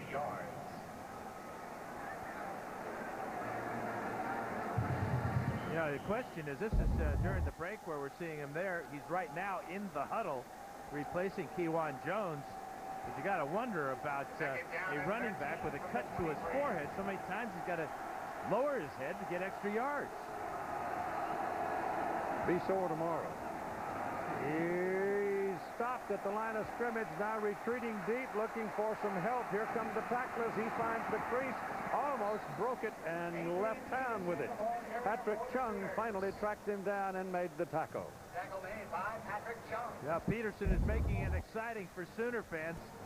Total ad lib here on the draw play, goes into the hole and then goes backward.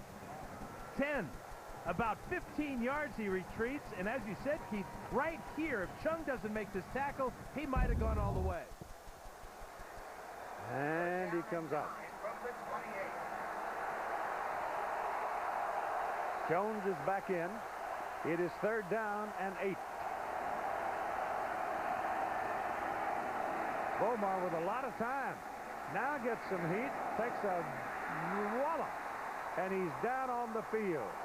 He took a wallop from Toena, but he gets up, and the pass thrown up the field with good accuracy to Manuel Johnson, and it's good for a first down. Let's take a look at that big hit by Matt Toena. Number 45 is going to come right here, and he's just going to flatten Bomar. Look at that catch on the outside. It's Manuel Johnson with another big catch. That's a freshman from Gilmer, Texas. And Peterson comes back onto the field and goes in as the deep back. And Toena is out of the lineup for the moment. He ran into one of his own men, but keeps his feet and gets to the outside, and now you may get a face mask here.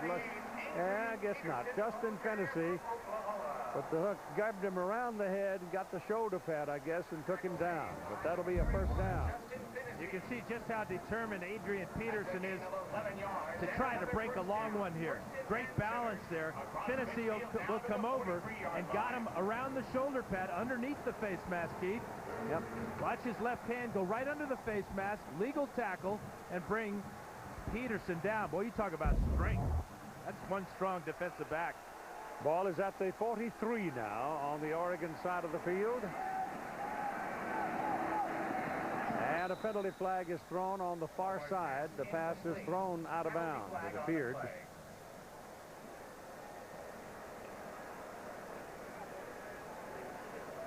Penalties against Oklahoma. All right, here's a look at your Bowl Challenge Cup standings brought to you by Cooper Tires. The Pac-10 not completing their action as yet. As you see, the ACC with 8 teams. The Big 12 has 8 teams. So their record is 2-1, and the substance of this whole thing is at the end of it, whatever conference has the greatest number of wins will be called the champions of the Bowl Challenge Cup. Winning percentage, as I'm told. Winning percentage. Well, there's always the BCS. They can figure that out. Second down and 10. Ball is handed into the belly of Peterson, and he's on a tear right now.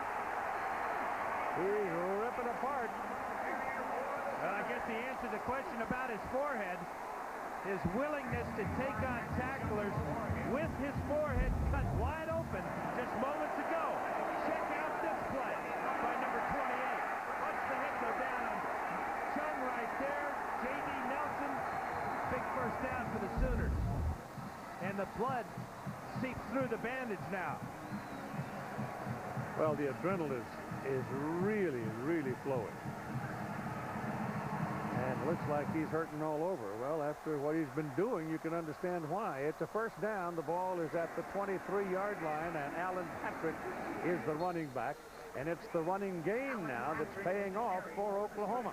And what so often happens in any game where momentum starts to shift, it's the big guys up front that make it shift. We've seen the Sooners defense take control of the line of scrimmage. Right now, it's the Sooner offensive line controlling and pushing the Oregon Ducks backwards on every snap. The ball is laying on the 19-yard line, where it is second down and 6. And Kewan Jones is back in at the running back spot. Peterson is still on the sidelines, and Jones gets it, cuts it, gets a daylight, goes inside the 10. First down and goal for Oklahoma at the 8-yard line of Oregon.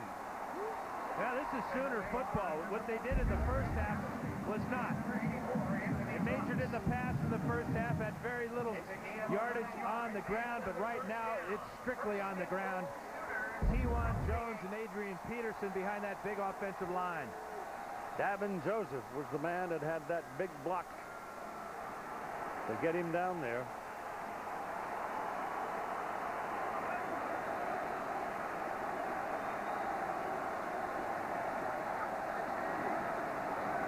It's Jones.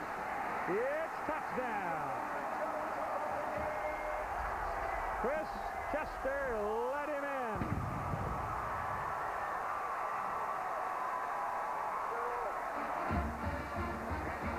It's almost as if the Oklahoma offensive line was mad that Chris Messer's touchdown was taken away from one of their brothers.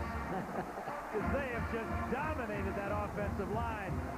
Chester with a huge block there as Kewan Jones went in virtually untouched. Hartley for the point. The hole by McEachern.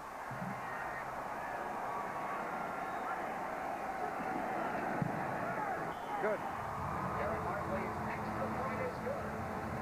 Led by Adrian Peterson's determination and willingness to lower his head to take on tacklers, the Sooner wagon is rolling right now. Kewan Jones from 8 yards out, and the Sooners extend their lead to 10.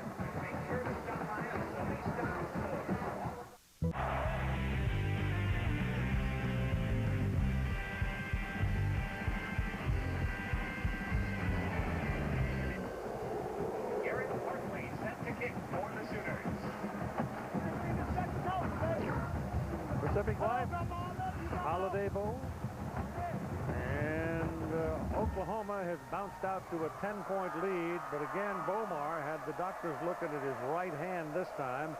There's something going on almost every play. One of the Sooners is being treated. My goodness, that thing is kicked out of town all the way to the back of the end zone by Jeremiah Johnson holding on to it. It'll come out to the 20-yard line.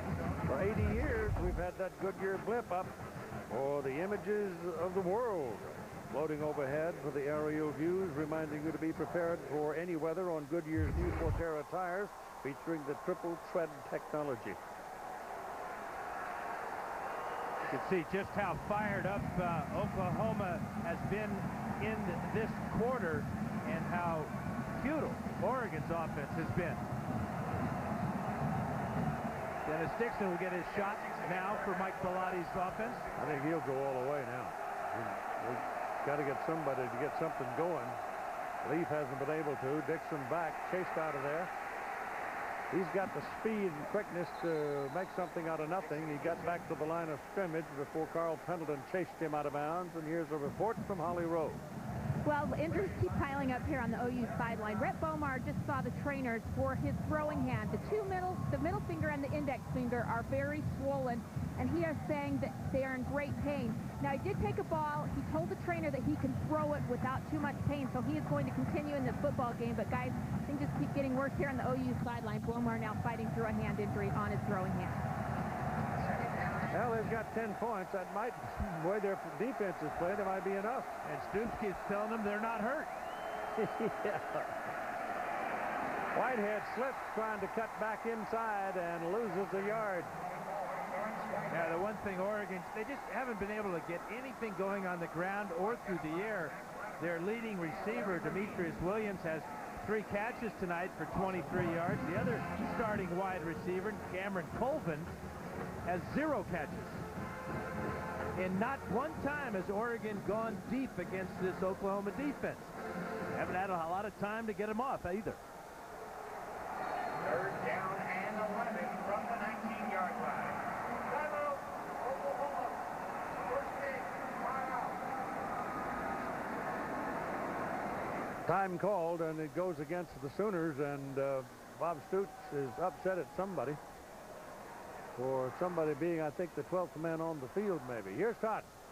Well, this is when the coaching really gets involved. Mike Bellotti right now extremely upset with the offensive line. You know, earlier this week, Pete Carroll of USC got a contract extension, so he's one of the coaches. And, Dan, we talked about this. There could be as many as 7 vacancies in the NFL. And, of course, Mike Bellotti at 10-1, his name always seems to come up. But in talking to him, he said, my goal is to win a national championship at the University of Oregon, and until I do that, I really have no interest. So Mike Bellotti right now is saying that he is staying put in Eugene, but right now he is giving it to his offense. Keith? Pretty good quality of life living in Eugene. And his immediate goal is to pick up a first down.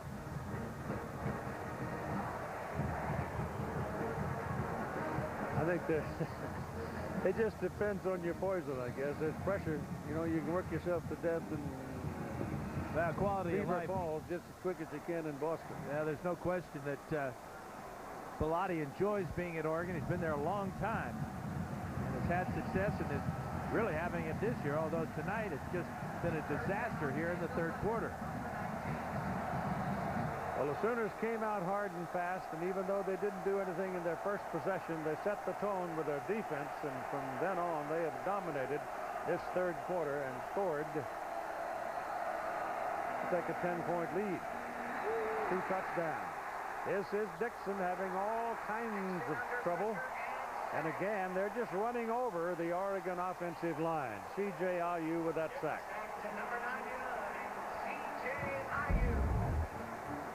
Watch Terrence Whitehead. He comes up trying to pick up Clint Ingram, and Clint Ingram just deposits him straight backwards. And then there's just too many red shirts all on their feet, all scrambling, all fighting, trying to get number 10 on the ground, and they finally do. C.J. Ayu and Ingram take him down. And so the Ducks will punt again. Dragic in for his 6th punt of the night. He's done very well. He's had 1 short one of 30.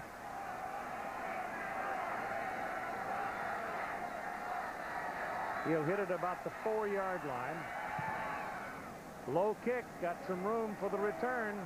It's Juan Rankins. Juwan breaking to the outside. Ran right by number 91, but there's a penalty flag thrown back at the 43. Look out for the push in the back. Could be holding on DJ Wolf. That was a terrible punt by Dragic. That didn't get him at 20 yards off the ground. But it's going to come back. The good return by Rankins will come back because of the holding.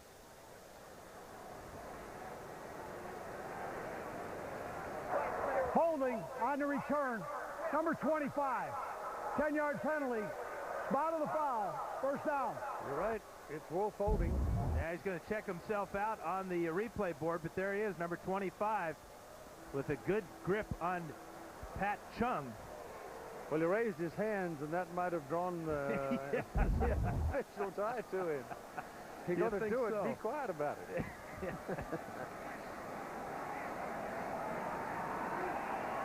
Well, here comes the Sooner offense now as they move back a little bit. They've still got great starting point at the 47-yard line. 1 minute and 39 seconds to go in the third quarter, and it's been a nightmare for Oregon. Sooners with 2 touchdowns, a 10-point lead. Peterson checks in the backfield, and he gets the ball. Goes to the left side, nothing over there. Comes back this way, not much here, but he'll take it. He gained 3. Paul Pennegar leads Fresno State against the Tulsa Golden Hurricane in a meeting of 2 teams that average over 30 points a ball game. The AutoZone Liberty Bowl, part of Capital One Bowl Week on ESPN, Saturday at 1 Eastern.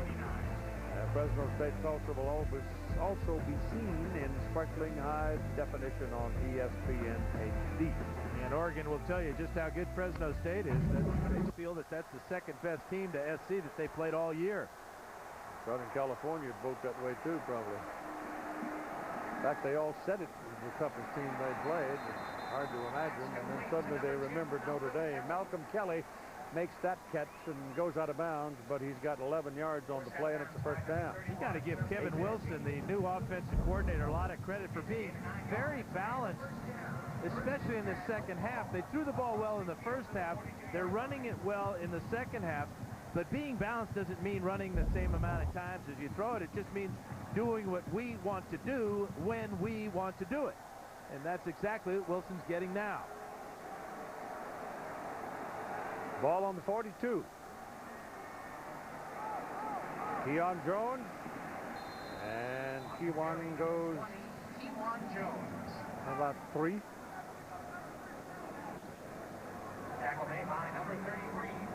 And right now, the Sooners have run the ball 26 times and thrown it 24. That's doing what you want to do when you want to do it. And give Kevin Wilson a lot of credit. He's experienced in both types of offenses, the power I and the shotgun. The spread offense, and Bomar likes the spread offense. It's what he ran in high school down in Texas. Adrian Peterson's back on the field. Gets the ball, stops, turns, goes right up the middle, and just short of a first down as Trucks makes the stop. Third quarter is done. We got 15 minutes to go, and Oklahoma bouncing back to lead by 10, 17-7 after 3.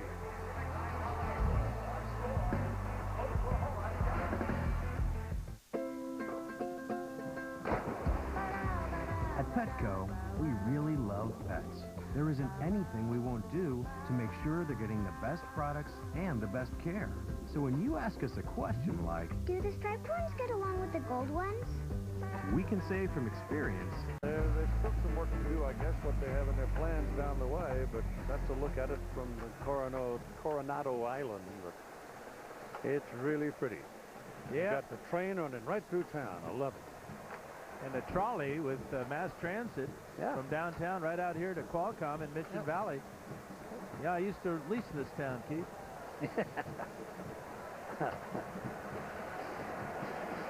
They don't have anybody running into the trains down here, but we got them running into the buses up in Los Angeles. I don't know. All right, here we go. It's third down and 1. And the ball is on the 33-yard line, and they go back to Adrian Peterson, who's come back in the ball game, and he slashes to the 30 and has the first down. Time for our Pacific Life game track. Adrian Peterson now has 9 carries for 54 yards here in the second half and a bloody forehead. J.D. Runnels caught this 17-yard pass from Rhett Bomar, put it up 10-7 for the Sooners. And then Keon Jones from 8 yards out, 17-7. Oklahoma in the third quarter outgained Oregon 169 to -9. Wow. That is a wow. Jones is in there. Peterson out for a little more rest, and Bomar keeps the ball, rolls out, throws on the run, pass complete to Kelly. Kelly is brought down by Finney, but it's going to be very close to another first down. Now, it is a first down. I don't know if Bob Stoops is a faith healer or not. He's got a Haloti Natas down on the field for Oregon. Looks like he got his knee rolled up on, but Bomar with the bad right hand continues to throw strikes. They really feel that Malcolm Kelly's going to be a star for the Sooners at 6'4", 204, just a freshman. Good speed, good hands.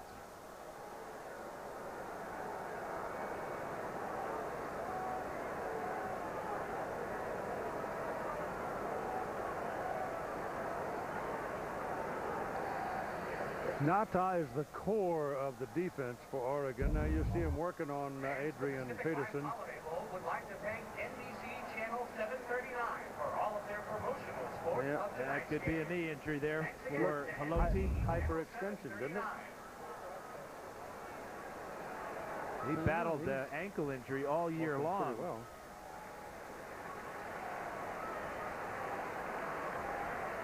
Well, I think everybody anticipates, though he is not confirmed, but he's almost said that he's going to professional football because he wants to help his family. He's quite a fellow. He's fun to sit down and visit with him. He's an interesting young man. Big, interesting young man. Adrian Peterson is back in there. He's got the ball coming this way. He runs over one tackler and goes out of bounds at about the 3. Maybe they're trying to put him at the 5. He just has too much speed to get around the corner and then too much power when he confronts a tackler. Look at the speed to get around the corner here. Now he's going to lower his shoulder, run over a defensive back, Finney, then try to stretch and get in the corner of the end zone. Davin Joseph was the man that helped him turn the corner, though. He kept the road open for him. And it's 1st and goal, Oklahoma at the Oregon 5. Peterson's in there as the deep back. Gets the ball and goes to the 2 before Devin Long brings him down. Yeah, people forget because he had that ankle injury for most of the year.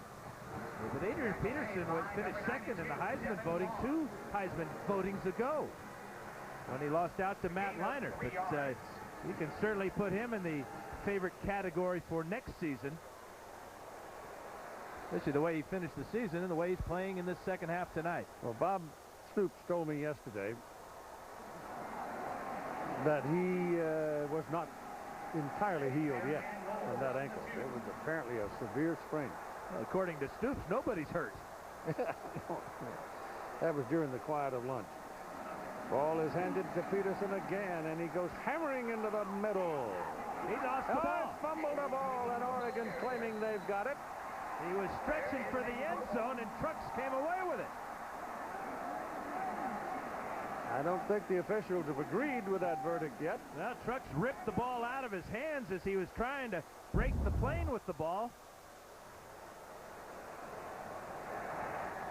The ruling on the field, the runner was knocked down, on bodies of players, fumbled the ball, first down. He definitely was not down. He was on top of the stack, and as he reached the ball for the goal line, Dan's right, Trucks took it away from him. That's the third fumble recovery for Trucks. This is a gift from Adrian Peterson. Too far away from the goal line to stretch out and try to break the plane. Stoops claiming he was down. Officials saw it differently. He was rolled up on top of people. What a big break for the Ducks. Could have been a real killer right there.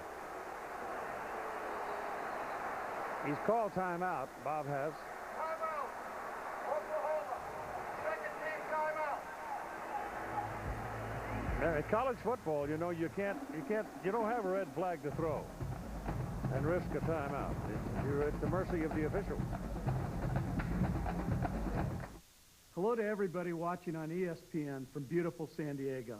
I'm Mayor Jerry Sanders, and I'd like to offer a warm welcome to the Oklahoma Sooners and the Oregon Ducks to the Pacific Life Holiday Bowl. While you're watching the replay of what we just saw with Peterson at the goal line, Holly Rowe was listening, and she says, well, William Lamagna, the referee, just had a lengthy conversation with Bob Stoops and says, look, Bob, he was on top of bodies while he was stretching the ball out. So even though it looks like he was down, his knee never hit the playing surface or the field. He was laying on top of people. He had a lengthy conversation with Stoops. Stoops seemed satisfied with it, walked away, and just shook his head. And it's Oregon's ball, first down at the 1-yard line. Dixon is under center. Dvorak looking right at the center. Pitch it back to Dixon. He throws it deep. And there are two Sooners covering the man going deep. Demetrius Williams. And the pass is incomplete. Holy cow. You know, Dixon almost stepped out of the end zone. Yes, he did. He was about a foot and a half from stepping on the back line for a safety. We talk about pulling out of the hat here. Look at how close he is. And he takes a big hit from C.J. Ayu. Ayu, who has 2 sacks on the night already, as Dixon unloads it as far as he possibly can.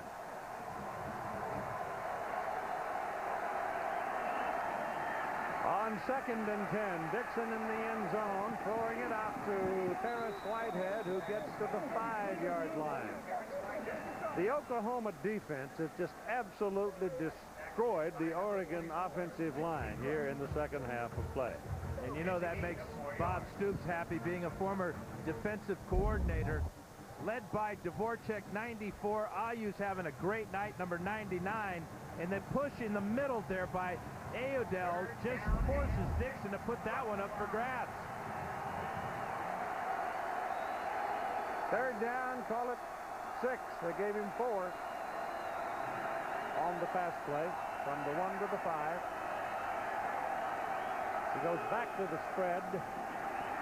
Throws in the middle, and it is incomplete. The ball was thrown very, very hard, and Demetrius Williams had to go right through his hands. I mean, it was really hummed. Here's Todd. Well, Keith, the problem, you and Dan both know, it starts with that offensive line, and during that last possession, Steve Greatwood, the Oregon offensive line coach, said, fellas, you are worrying about the linebackers too much and not getting the guy in front of you. That, plus, we've got to have some kind of protection on the edges. We cannot get to the next level unless you guys take care of business up front. That's pretty basic.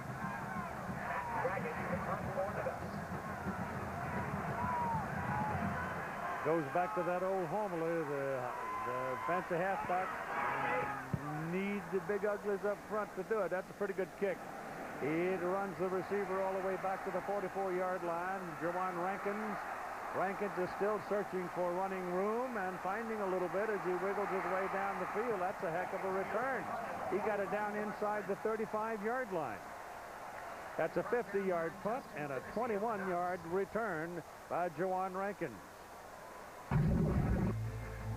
Capital One Bowl Week, 2 great games on ESPN. South Carolina and Missouri in the Independence Bowl.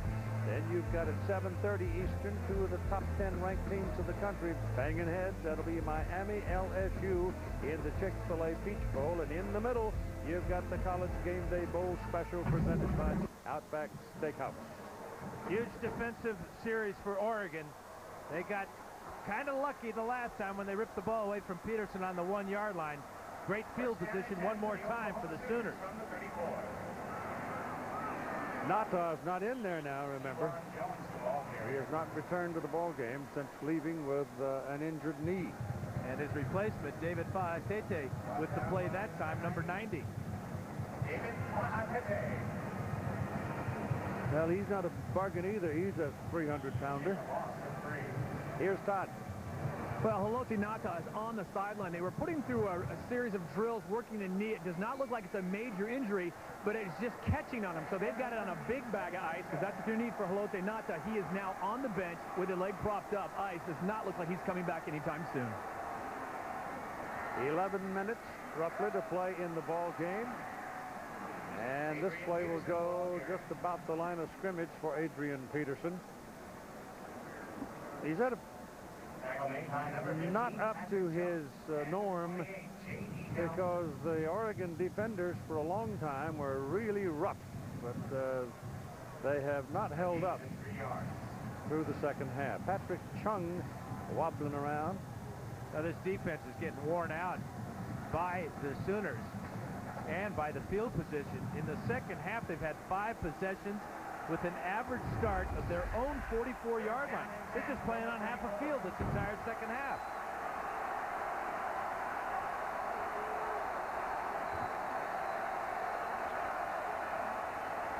Bomar dropping back, trying to set up something for Peterson, but he couldn't get the screen set up as Oregon's defense knocked down the ring of blockers, and he threw it in the ground. Yeah, it was a good play by Devin Long to get in the middle of that. He felt the lineman leaving, and there's Patrick Chung. He's probably not going to be able to continue. He's in all kinds of pain right now, but a good 3 and out perhaps for the Duck defense. Don't be surprised if the Sooners don't try a fake here, though. Chung is out, and Demetrius Spates has come into the ball game, replacing him. Now here's Cody Freeby in for the ball game, and the punt for how many times? This will be 5 on the night. Longest 52, shortest 32. And the key for Oklahoma is their personal protector, is their fullback, J.D. Runnels, right there. And he has run from punt formation this season. Caught a touchdown pass tonight. That's that delay of game. We'll see if Oregon accepts it. Still 4th down. Well, they want to give him a little room, but sometimes you're better off to be able to go ahead and swing your leg. Get into that pooch punt business, and sometimes it blows up on you.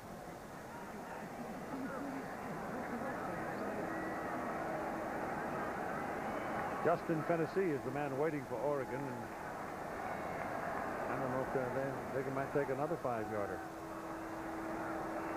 Well, snap it. He tries to kick it very high and does. Now let's see what happens to the bounce. Well, it's caught by Tennessee down at what, about the 9-10 yard line. So they don't have much in the way of field position again. What does the future hold? Will you have the choices to make your world better? To live the life you dream of? At Pacific Life, planning for a better tomorrow is what we're all about. That's why for over 135 years, Pacific Life has offered millions of people a world of financial solutions to help them live well now and plan well for the future. Ask your financial professional about Pacific Life, the power to help you succeed. Toyotathon is back. For 27 years, it's been the greatest time to buy the Toyota you're looking for. Quality, selection, value. You'll find it in every car, truck, and SUV we build.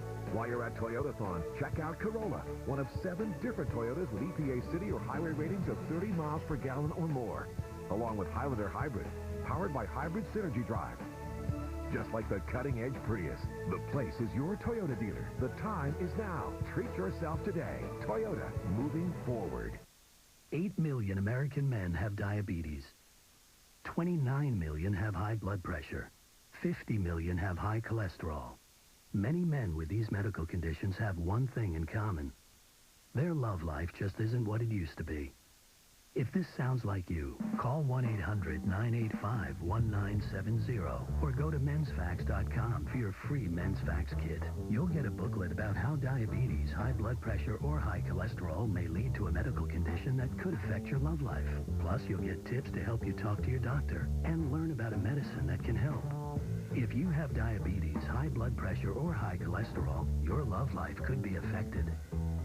So get the facts. Call 1-800-985-1970 or visit mensfacts.com. You'll be glad you did.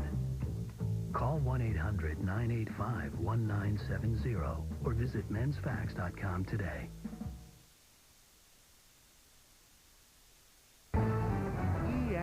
and college football. The Pacific Life Holiday Bowl is brought to you by Pacific Life. For insurance, annuities, and investments, choose Pacific Life, the power to help you succeed. And in part by Toyota. Choose any direction as long as it's forward. Toyota, moving forward. Downtown San Diego, the skating rink for the holidays, that's Portland Plaza. And it's had a lot of action. For the Oregon Ducks at their own 9-yard line. And the Sooner Schooner. Those little guys, the one on the left hasn't done much pulling tonight. It's quite a long trip for them. This is Jonathan Stewart carrying the ball for Oregon, and from the 9-yard line, he'll get it out to about the 15 for a 6-yard pickup. You see Oregon's trying to change the tempo right now, going without a huddle and trying to get some fresh legs in there. Jonathan Stewart is the 230-pound freshman with great power and speed.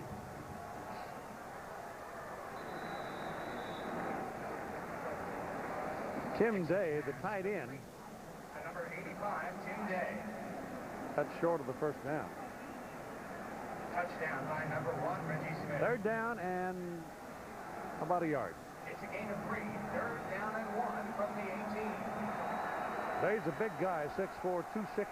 Takes up a lot of space. Here's Dixon throwing the ball to the sidelines. Too high. And D.J. Wolf was all over Demetrius Williams. If it had been a perfect pass, I'm not sure that he could have caught it, because Wolf was in his shirt.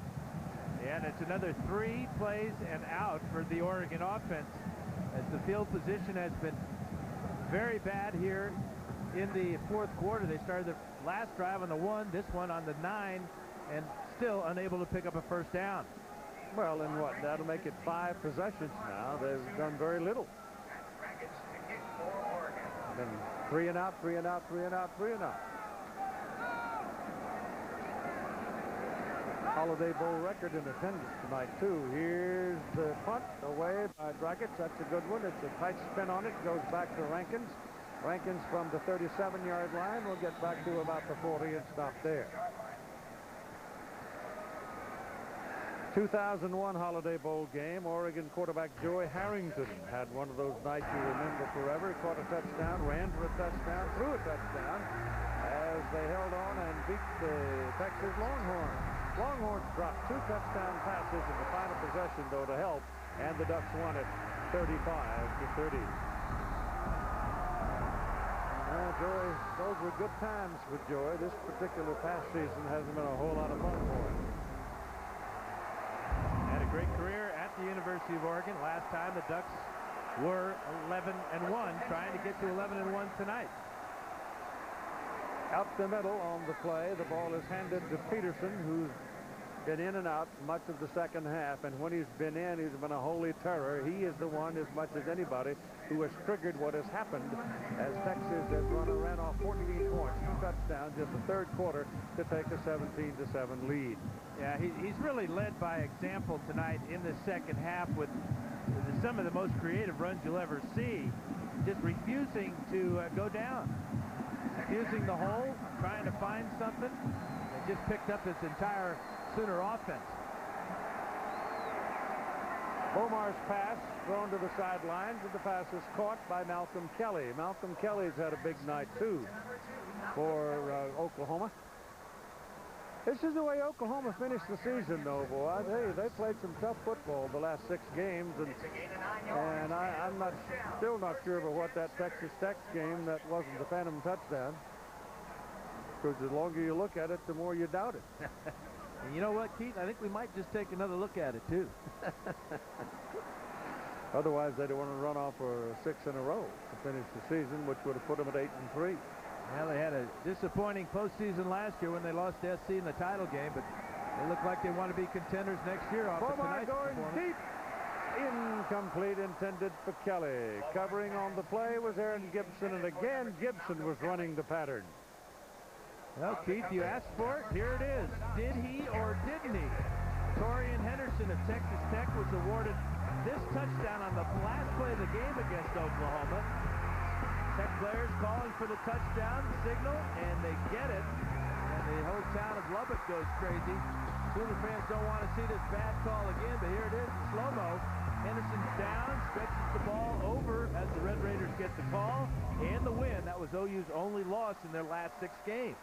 You never know what'll happen until you try. Timeout, Oklahoma.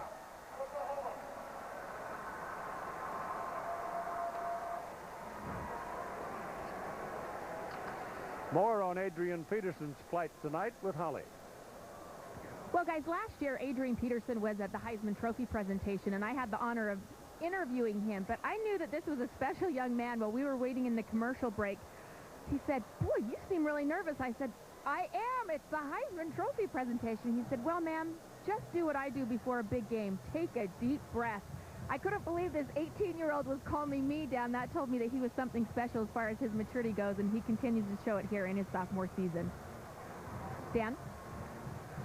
Well, let's take a look at that Heisman Trophy ceremony from 2 Heisman seasons ago. Quite a list here. Alex Smith, high school teammate of this man, Reggie Bush, here in San Diego. The eventual winner, Matt Leinart. There's Adrian Peterson right there, and his quarterback, Jason White. 3 Heisman Trophy winners in that picture. Here were the final results as Peterson finishes second to Leinart. And he'll be looking to make a return trip to New York next season. A fellow named Quinn sitting in South Bend. Going to be a big contender. Yeah, and a fellow down in Austin, Vince Young, who says he's coming back to the Longhorns. That'd also be a factor. Lindale White hasn't made up his mind yet. But if they all stay, they'll let go. Little play action for Bomar's pass to the sidelines, underthrown, and he took a pretty good rap from Darius Sanders, who's been in his shadow all night. You know, Keith, you and I have seen a lot of football games. I don't think I've ever seen a quarterback, and this is the 3rd time we've seen the Sooners this year. I've never seen a quarterback get hit as hard as Rhett Bomar does. He's just totally oblivious to the pressure. Does whatever it takes to get the ball off, and he gets hit by the tackler, and then he gets hit and bounces on the ground. Let's see what happens after Josh Heupel has him for a year. He might not look like the same guy because one of these days he's going to get hurt if he keeps taking big blows like that. A play like that, for example, he took another lick from Anthony Trucks. And Trucks is not the biggest guy on the field, but when he hits you with ferocity. And that's his 12th sack on the year. That leads Oregon. And it's number 84 coming from the inside there. And he pounds Bomar down on his right shoulder. One beat-up quarterback, but a quarterback with a 10-point lead. And only 7.5 minutes left to go.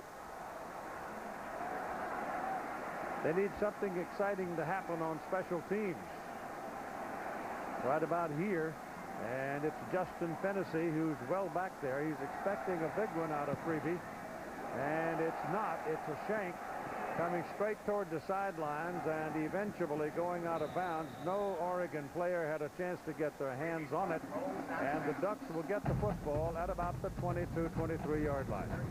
Fifth Avenues, and there are Fifth Avenues. This is the heart of the Gaslamp Quarter here in downtown San Diego as the revitalization continues. Brady Leaf at quarterback for the Ducks. Brady Leaf is in there at quarterback. And it's an empty backfield for him. So Dixon's unable to do anything. They'll try Leaf. He throws a bad pass. James Finley intended, and we'll spend a minute with Reese Davis. All right, Keith, SportsCenter 30 at 30 update. In case you're just joining us, Tony Dungy has rejoined the Colts. He will be on the sideline Sunday against the Cardinals. His return coming just a week after his son's death. A.J. Nicholson of Florida State has been sent home by Bobby Bowden for violation of team policy. Will not play in the FedEx Orange Bowl against Penn State. Hollywood, Florida police are investigating an allegation of sexual assault against Nicholson at the team hotel. SportsCenter after the game, Keith. Thank you. Leaf throws again. This time the ball is caught by Findlay, but he only gained minimal yardage out of it, 4 at the most. This is where Oregon has really struggled tonight. They're 0 for 8 on their last third down tries. Somebody's got to run past the marker to get and provide a target for the quarterback to get the first down, and they're not doing it. This man doesn't have the mobility of Dixon. May have a better arm and more accurate arm. Pressure's coming, just a sure shooting. Here they are. Jailhouse, and it is caught. They got past the marker, and he hit him. It's Findlay coming up with a catch, and he moves the ball to the 39-yard line. Even with all that pressure coming, Leaf was able to deliver it and get the first. Well, he had a good look at it. He saw it coming just as we did and stayed cool and delivered the best pass of the night.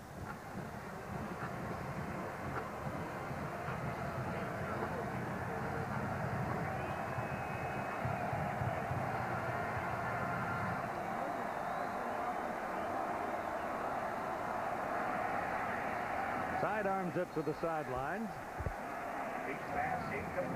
And that's incomplete. Here's Todd. Well, Keith had a chance to talk with Kellen Clemens just a moment ago. He told me this is the most emotionally draining week of his life, not being able to play in his final game as a senior, and he said how much he wanted to play this Oklahoma team. I asked him what Dan was bringing up earlier, why Oregon hasn't gone longer, and he said quite simply, we cannot protect long enough to get that route off. He says we've got to find some way to get slants, crosses, anything to open this thing up, but right now they cannot go long because there's just not enough time. Keith? And they got to play Oklahoma again next September in Eugene. Low snap picked up by Leaf, throws, drops. It was in the hands of Findlay, and as he turned upfield expecting to be hit, he dropped the ball. Just trying to do too much, trying to run with the ball before you catch the ball. But again, it's a bad snap from Anoka Lucas. That throws the timing off. That forces Leaf's eyes down to where the ball is. So that's why the ball thrown a little bit behind Findlay, but still should have been caught. He had his hands backwards. So they're looking at 3rd and long again. 3rd and 10. 17-7, the Sooners lead. Ball is thrown into the Sooner bench, incomplete. He had to loop it up over the attackers and threw it too high and too far.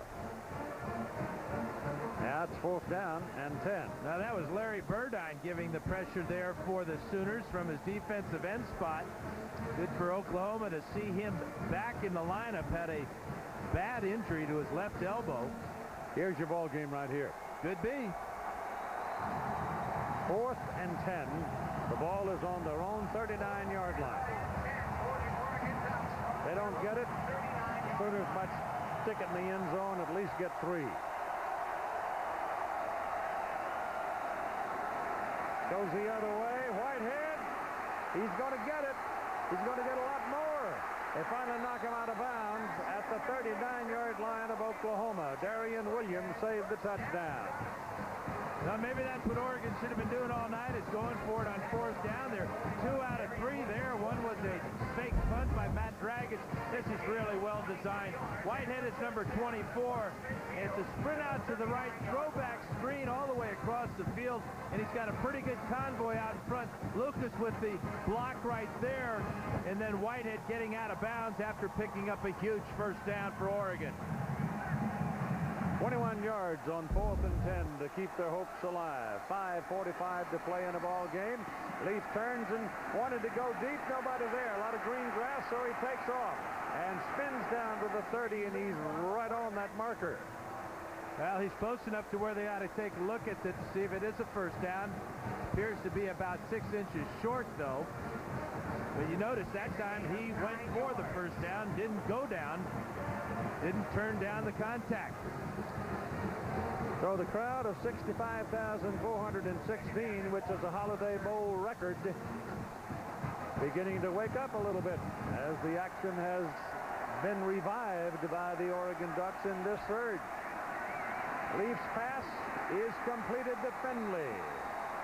And Finley is thrown down at about the 23-yard line, 22-yard line, and that's the first down.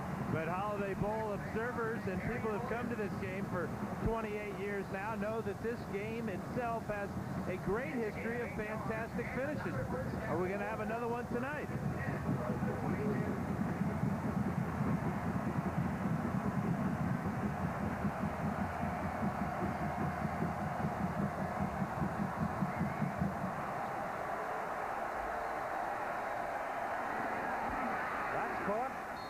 Williams. Tough catch by Demetrius. Yeah, I almost looked at the way that play was first executed that Williams might have been looking to pitch the ball back to Jonathan Stewart on the hook and ladder.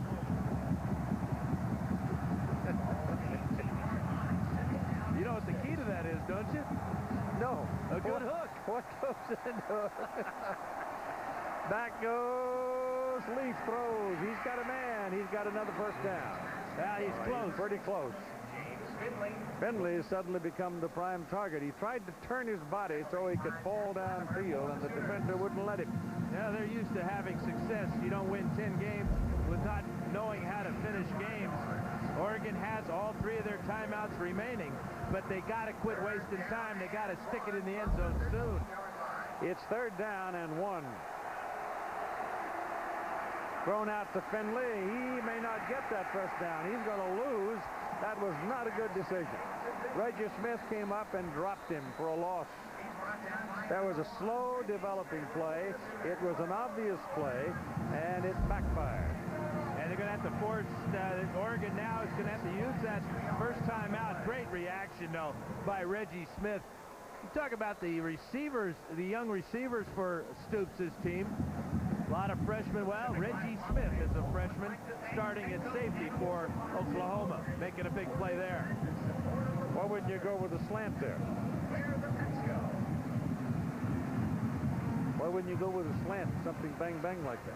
Yeah, they've thrown that bubble screen right there, but it was the speed and recognition by Smith that got in there before the other wide receivers could come up and block him.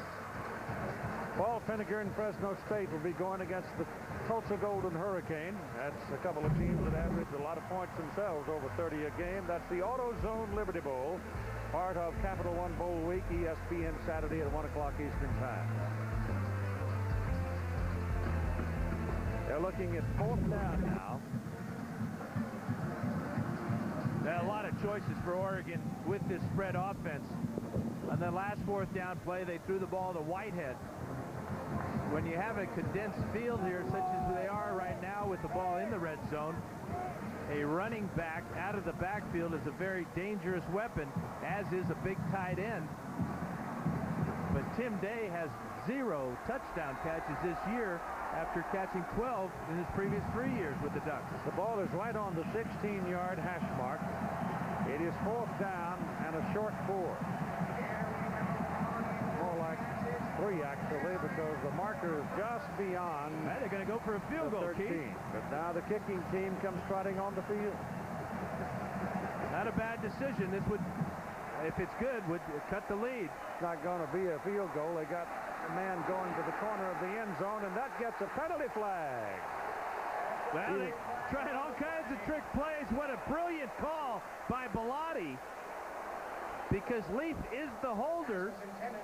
Split Day out to the wide side, and if he wasn't interfered with, he might have caught this ball. But, you know, the ball looked like it was sailed out of bounds. It might I be thought it was ruled going out of bounds, yeah. be uncatchable. Eric Bassey was the defender for Pass Oklahoma. interference, 13 on the defense. Boss foul. Automatic. First down. I tell you what, that's a bad call. This ball landed 5 yards out of bounds. This was uncatchable. Look at Bassey hustle out there to find Day. But watch where this ball lands. Not even in the chalk, which is a good 3 yards wide. Oh, Oregon got away with one there. Heads-up play by Bassey, though, to prevent the touchdown. But that ball was uncatchable. It is 1st and goal on the 3 for the Oregon Ducks. They're down by 10 points, 3:34 to play in the game. Low snap. Leaf gets it. Lost a high one into the end zone. It is touchdown. Tim Day, who hadn't caught a TD pass all year, and suddenly the big guy is involved in 2 big plays, and one of them was the touchdown. Yeah, got it over Darian Williams. Williams goes 5'10", Day goes 6'4". 2 big plays by Tim Day, back-to-back, as Oregon going to make this a finish. To pull within 3. Paul Martinez.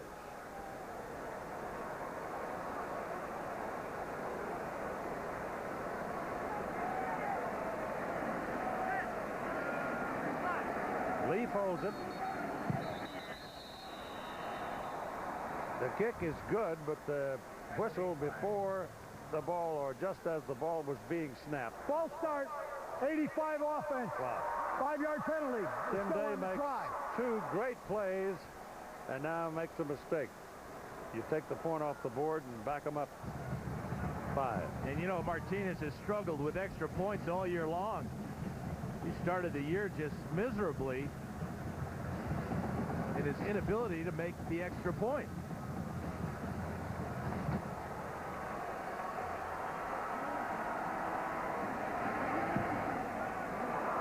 Just squeezes that one in. Whoa, just barely. 17-14. Wow.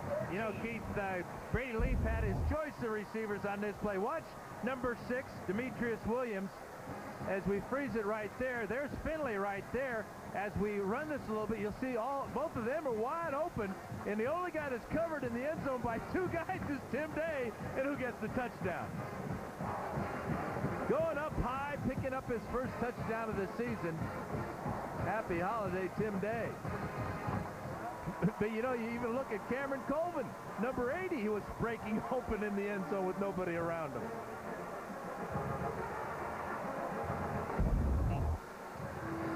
Yeah, fate is a fickle thing, isn't it? 17-14 now with 3.5 minutes to play. Onside kick here, or do you kick it away? You kick it away because you have 2 timeouts. Now, Oklahoma's lining up in the wrong end of the field. The receiving team went to the west end of the field, and now they get it straightened out. Now, Oregon should kick this one off, but they've got some momentum. They've got to be able to stop Adrian Peterson and Stoops' offense. Well, Matt Evanson has a big leg. He's capable of kicking the ball out of town. If he can keep them from having any kind of return here, it'll mean a lot. Or if he can get it very high in the air, would give the cover team a chance to come down and make the play. Well, here it is. He's going to kick it on the ground, bouncing around, and it's gravy bounce, and the Sooners handle it up around the 33-yard line, and that's where they will possess it. J.D. Runnels is the man who caught the ball, and here's Todd. Well, new life in the Oregon sidelines. You can imagine, I just talked to the referee, and I asked him, was that ball ruled uncatchable because he was interfered with? And he said exactly. They felt that he could have caught that ball had he not been bumped right there. Now, Dan, he would have been pretty tall, and I don't know how high Tim Day can jump, but you bring up a good point. He said, though, that if he would not have been interfered with, he would have made the catch. Yeah, Superman wouldn't have made that catch. Had the opportunity, maybe. Whatever. It's now Oregon's big problem to stop Oklahoma's offense. And a guy named Peterson just tucked it away and got 2 yards when it looked like he would lose 2. Yeah, but he went out of bounds and stopped the clock. That's more important right now than anything. This thing right there, that 3:23.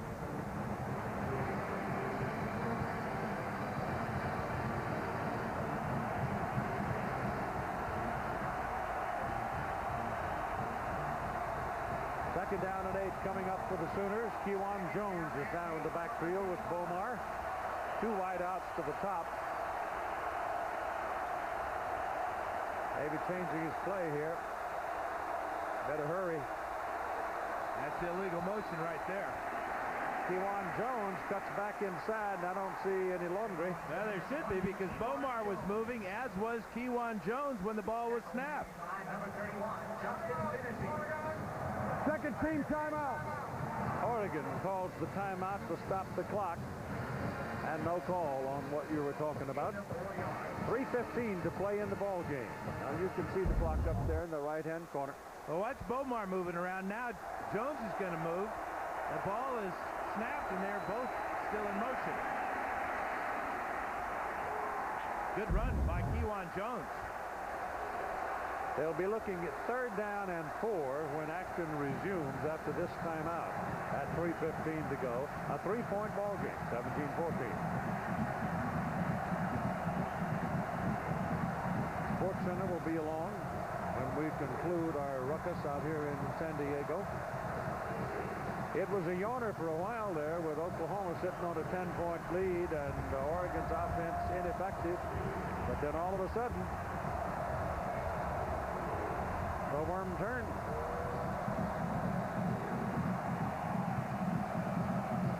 And Bob Stoops' brother, Mike Stoops, the head coach of Arizona, knows Brady Leaf well, because Leaf had to come off the bench after Kellen Clemens was injured and Dennis Dixon was injured, and lead the Ducks to a narrow win.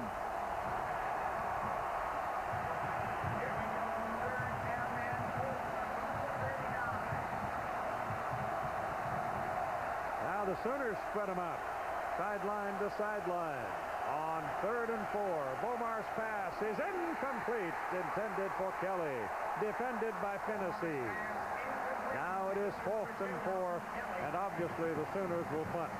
Now Finney has 4 interceptions of his own this year. He's a senior.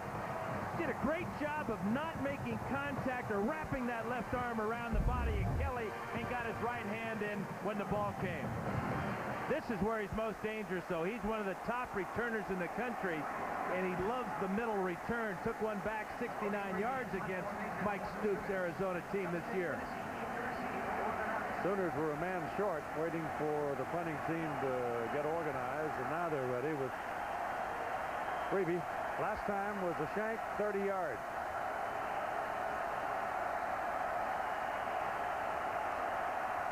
Ducks coming hard. Kick is away. It's a low one, and it's on the field of play, and it's rolling around inside the 25 and dead at the 23. So there, the Oregon Ducks will get the ball with 3 minutes and 4 seconds to play in the ball game, and they trail by 3 points. And the big thing here is that with a lot of time and a timeout to use, they just need a field goal to tie this one up. Martinez has a 51-yarder this season.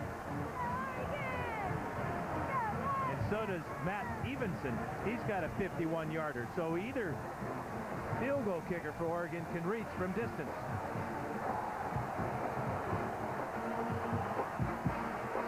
First down and 10 for the Oregon Ducks from their own 22-yard line.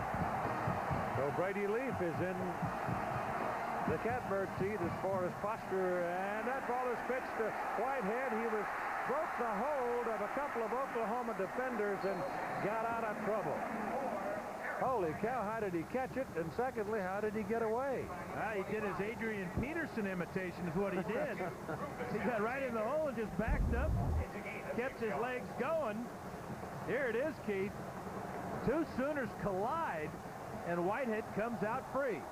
Well, he's not a gimme. He's 244 pounds. He's a big guy. That's bad pass. Whoa, almost picked off. Well, Ingram almost picked that one off and should have. The ball was thrown low. If it's not thrown low, not only does Ingram pick it off, he scores. Right. This would have been his 5th pick of the year, trying to hit Tim Day.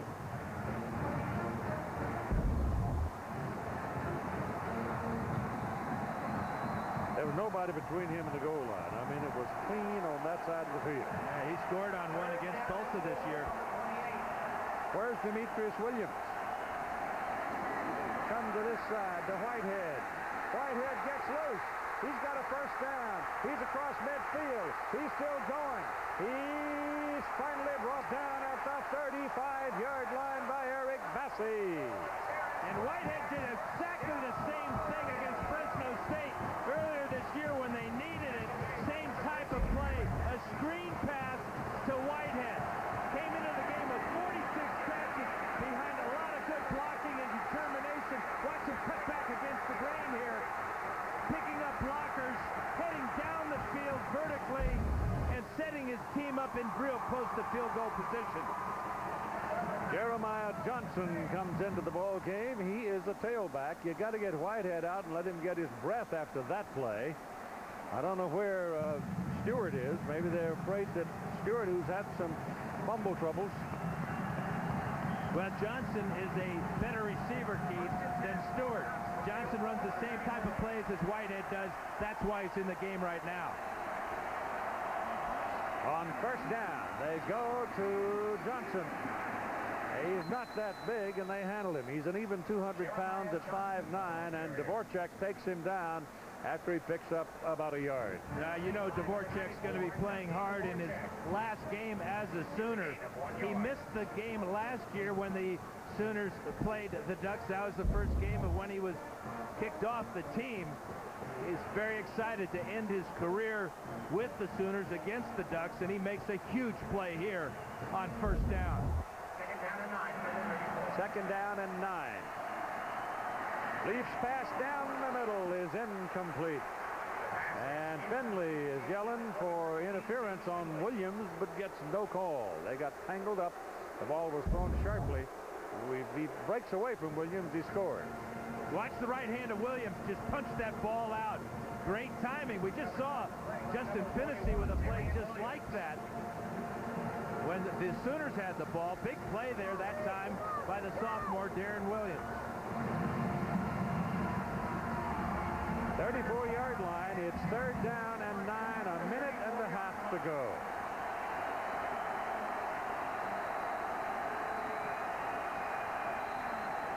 All kinds of movement along the line of scrimmage. Yeah, Palani Masoon jumped offside.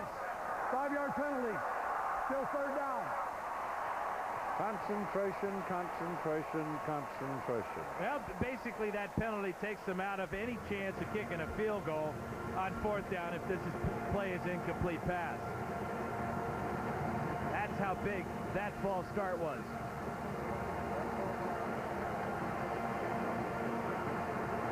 But Oregon, you know, will go for it on fourth down. Looking to just get half of it here on this third down and 14.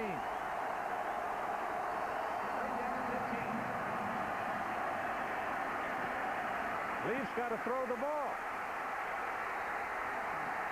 Now throws it to Jeremiah Johnson, and Johnson gets loose and gets a first down. Holy cow. Yes, he does have to throw the ball, and he finally got around to it. Oh, man. And he found a freshman. You don't talk about his scrambling ability, but you talk about the fact he doesn't get rattled. Look at Latimer right in his face, keeping his wits about himself, put the ball right on Johnson. Johnson gets out of bounds, and the Ducks are still alive. 1:17 to play.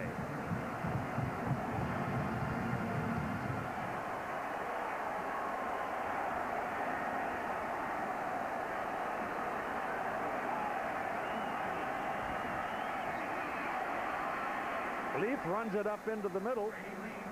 But, you know, the bad snap just took that whole play and threw it in the trash can. It's been a problem all night for Anoka Lucas with Dusty Dvorak on his nose. The ball has come back low and it just throws the timing off, especially on an option play, as that one appeared to be.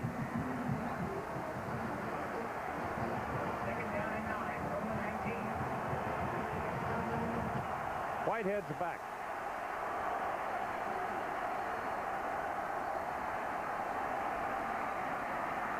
Leafs pass intercepted by Clint Ingram. And that's your door slammer. There's a flag down on the field, but that's for excessive celebration. And why not, Clint? your 5th pick of the year. That just saved the game because that was going to be a touchdown to Demetrius Williams if the ball's thrown 2 inches higher. Great job by Ingram stretching out and picking that one off. Following the interception, unsportsmanlike conduct, number 44. That'll be half the distance to the goal. First down, Oklahoma. Clint Ingram, one of the 4 senior captains. Great play. You can see Williams was behind him, but the ball is thrown too flat by Leaf. What an athletic play, and I'm not so sure that this action right here is unsportsmanlike. I think that's just a kid having fun and winning a game for his coach and his team. So the Oklahoma Sooners with the ball and only 33 ticks remaining on the clock, and Oregon with what, 1 timeout remaining? Yep. School's out. This baby's over. 17-14. I guess, like Yogi said, it ain't over till it's over, so let's wait till the clock runs out. A heck of an effort by Brady Leaf, leading the Ducks down. They were within field goal range there. Field goal would have tied it, but the Sooners going crazy.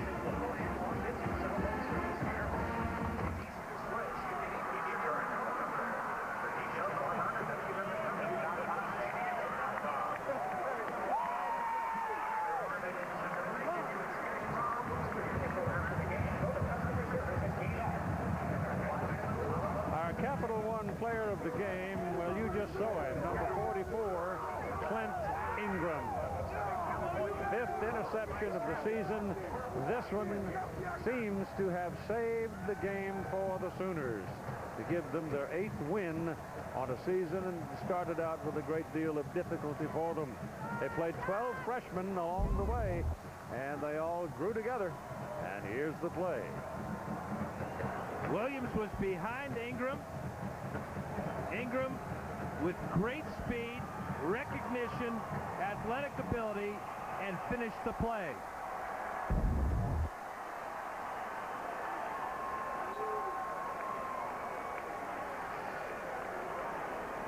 Take a knee and roll the clock. 31 seconds.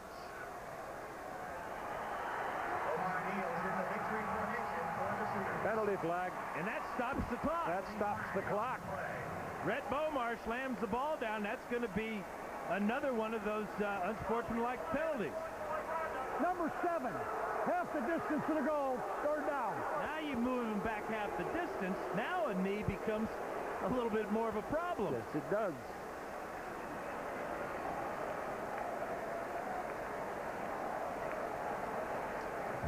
Boy, I wouldn't want to get anywhere near that man right now.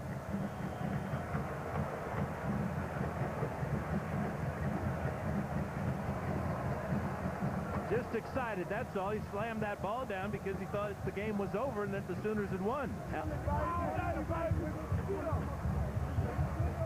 It's 3rd down.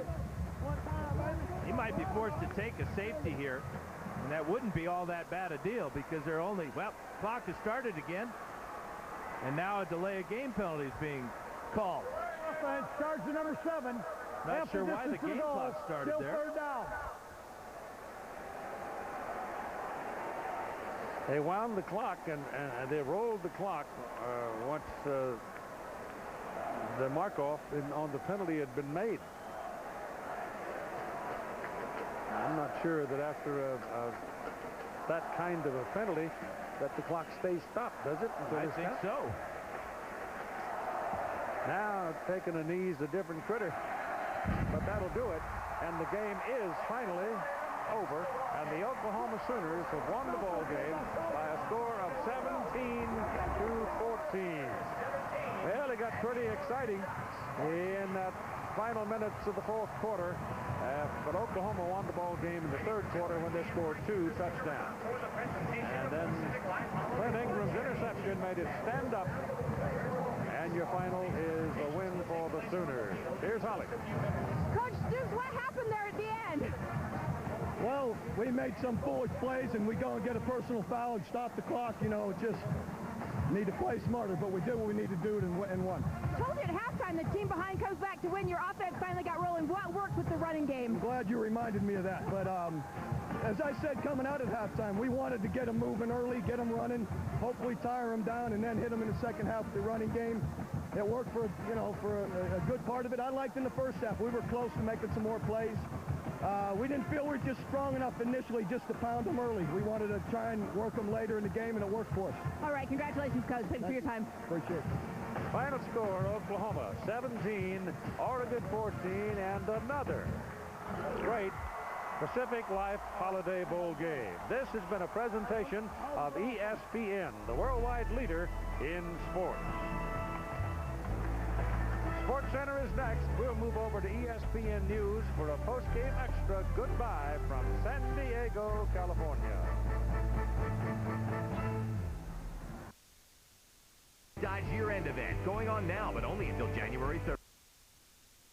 No longer feel that there's a piece of